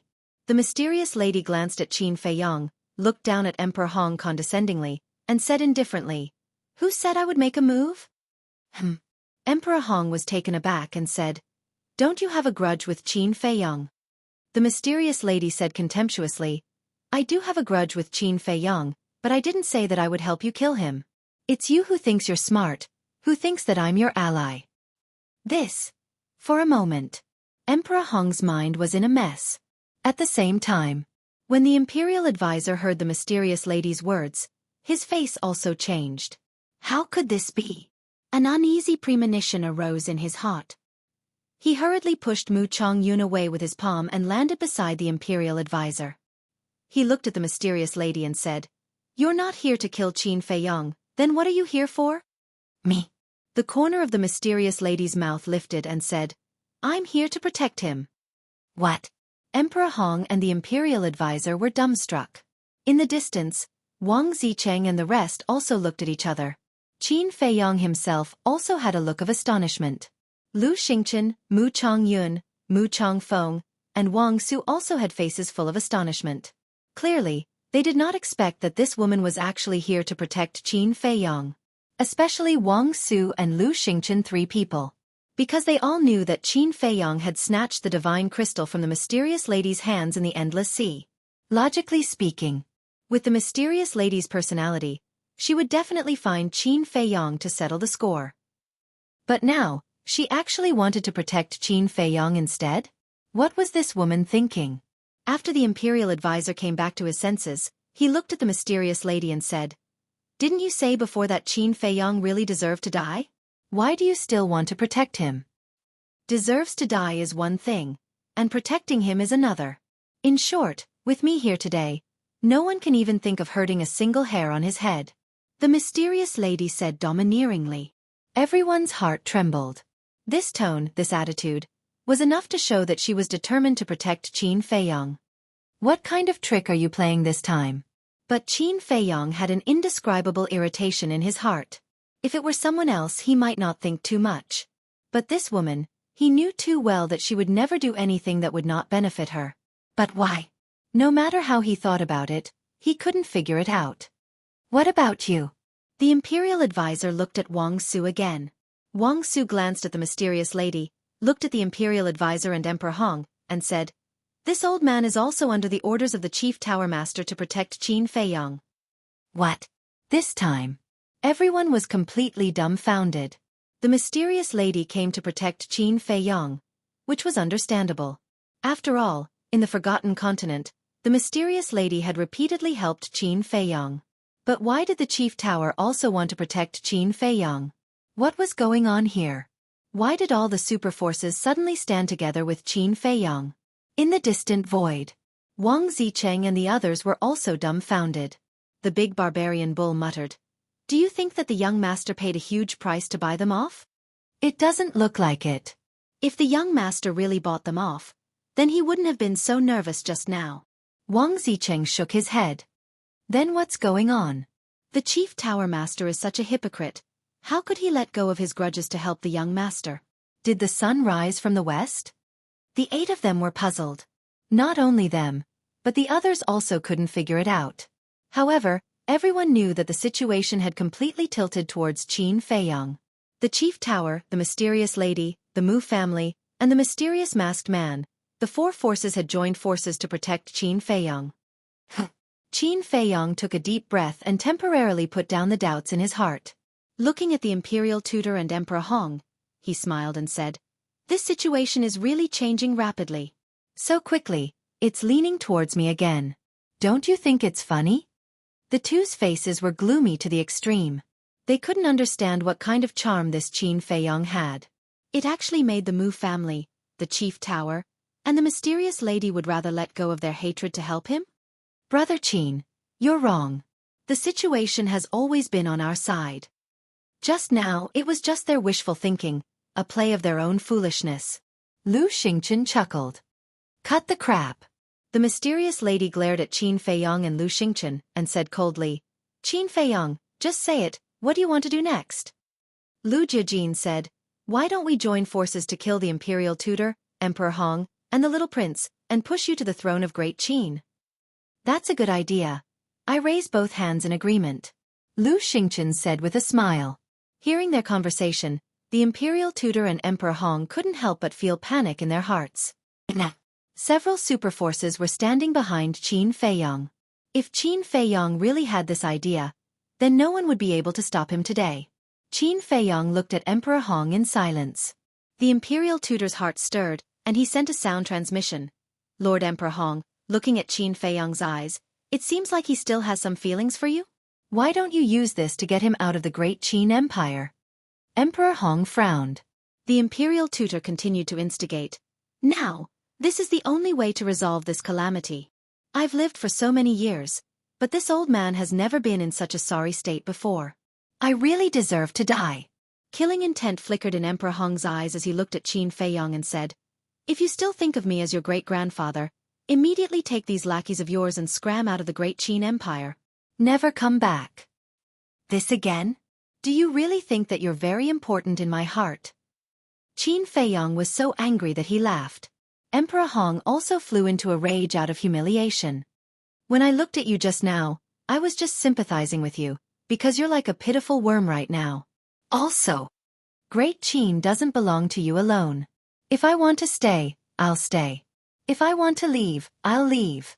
You can't control it, and you don't have the qualifications to control it." Qin Feiyang scolded mercilessly.